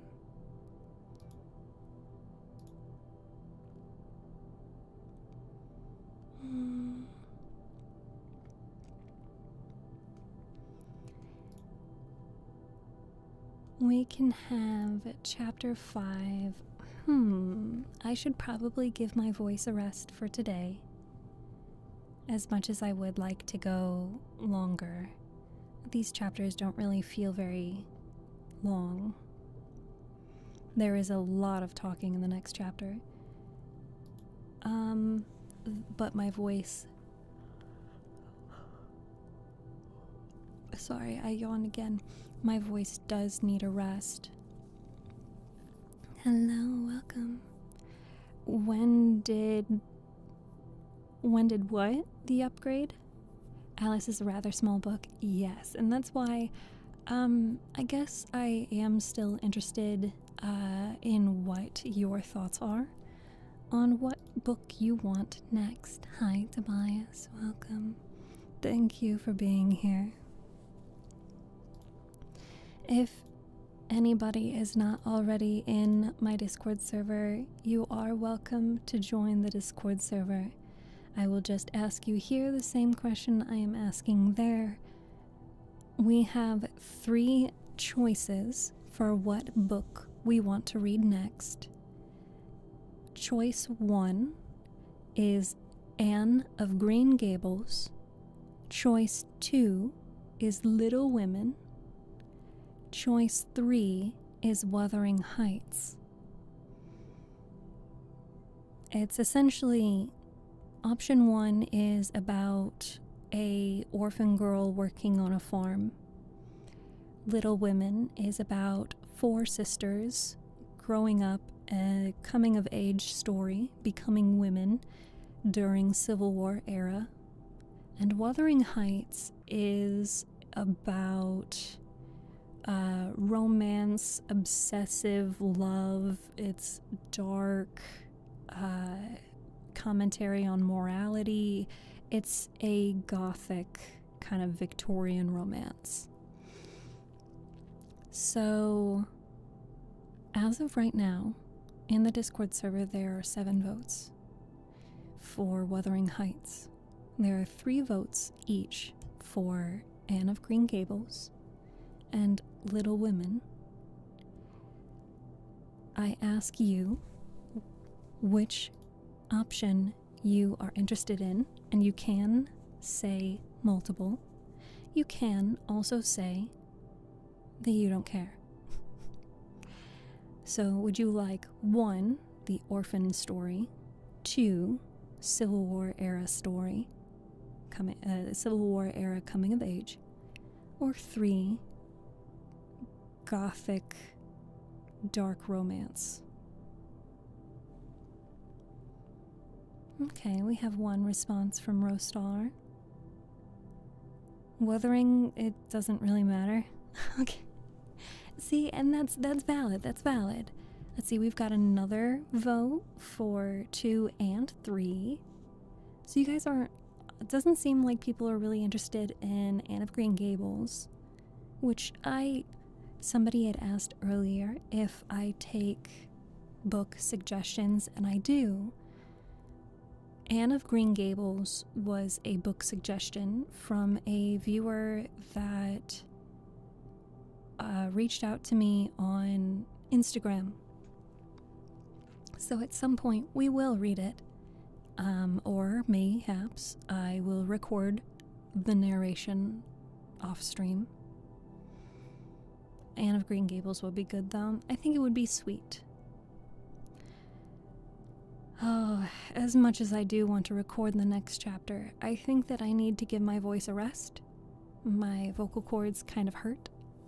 Do I have a favorite book? My favorite book is Keturah and Lord Death, and I would love so very much to contact the author and their publisher and whoever and get permission to read that and post it on my YouTube channel. I would love that so very much. I love that book. Okay, so it seems like Father Slice and Pro Self Love are interested in Anne of Green Gables. If you can't find the poll, it is in schedule notifications. So I don't know if you have to have the... No, I don't think you have to have a specific role to see it. It's in the announcements section under schedule notifications. The name of the book, option 1 was Anne of Green Gables. Option 2 was Little Women. Option 3 was Wuthering Heights.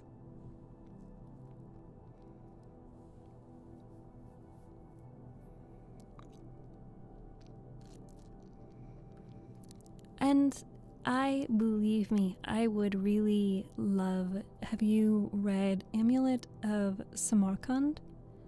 No, I've never heard of that. Can somebody copy that and put it in the suggestions channel? Because I don't have a keyboard. I am in a closet. No jokes intended.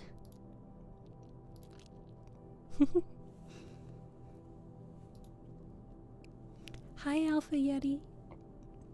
Oh, you meant the fave. Rostar, Keturah and Lord Death. Keturah is spelled Keturah.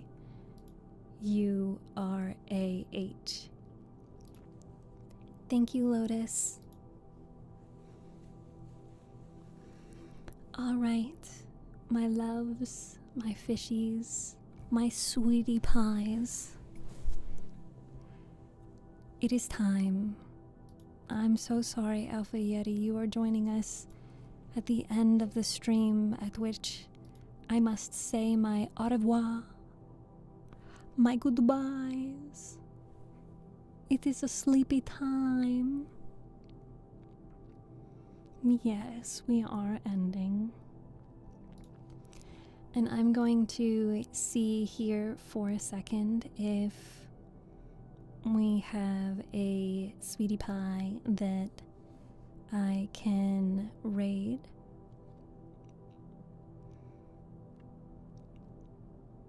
Let's see. We visited them.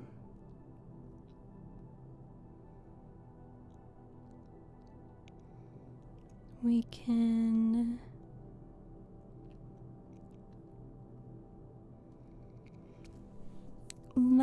see. Looks like this person just started their stream not too long ago. So we can support them.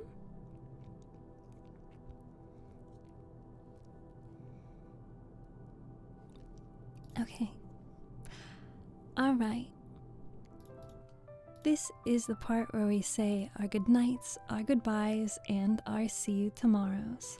I will be back again tomorrow night at 6 p.m. Eastern Time Zone, and I look forward to continue reading to you Alice's Adventures in Wonderland, resuming from Chapter 5. Until then, if you are watching on Twitch, we are going to raid out. ! Raid, copy the raid message, and please represent this community well wherever we do end up. If you are not watching on Twitch, the stream is just going to end for you, but I encourage you to join the Discord server. You'll be notified for what you choose to be notified for. Otherwise, if you're not able to check out my streams in the future, I would encourage looking at the YouTube channel. Those live streams do not expire. You can watch to your heart's content. And if you prefer listening to my edited audiobooks, those are uploaded in the form of YouTube videos. So, until tomorrow, 6 p.m. Eastern Time Zone, please drink your water, eat your food, be kind to yourself and others, and have a great night.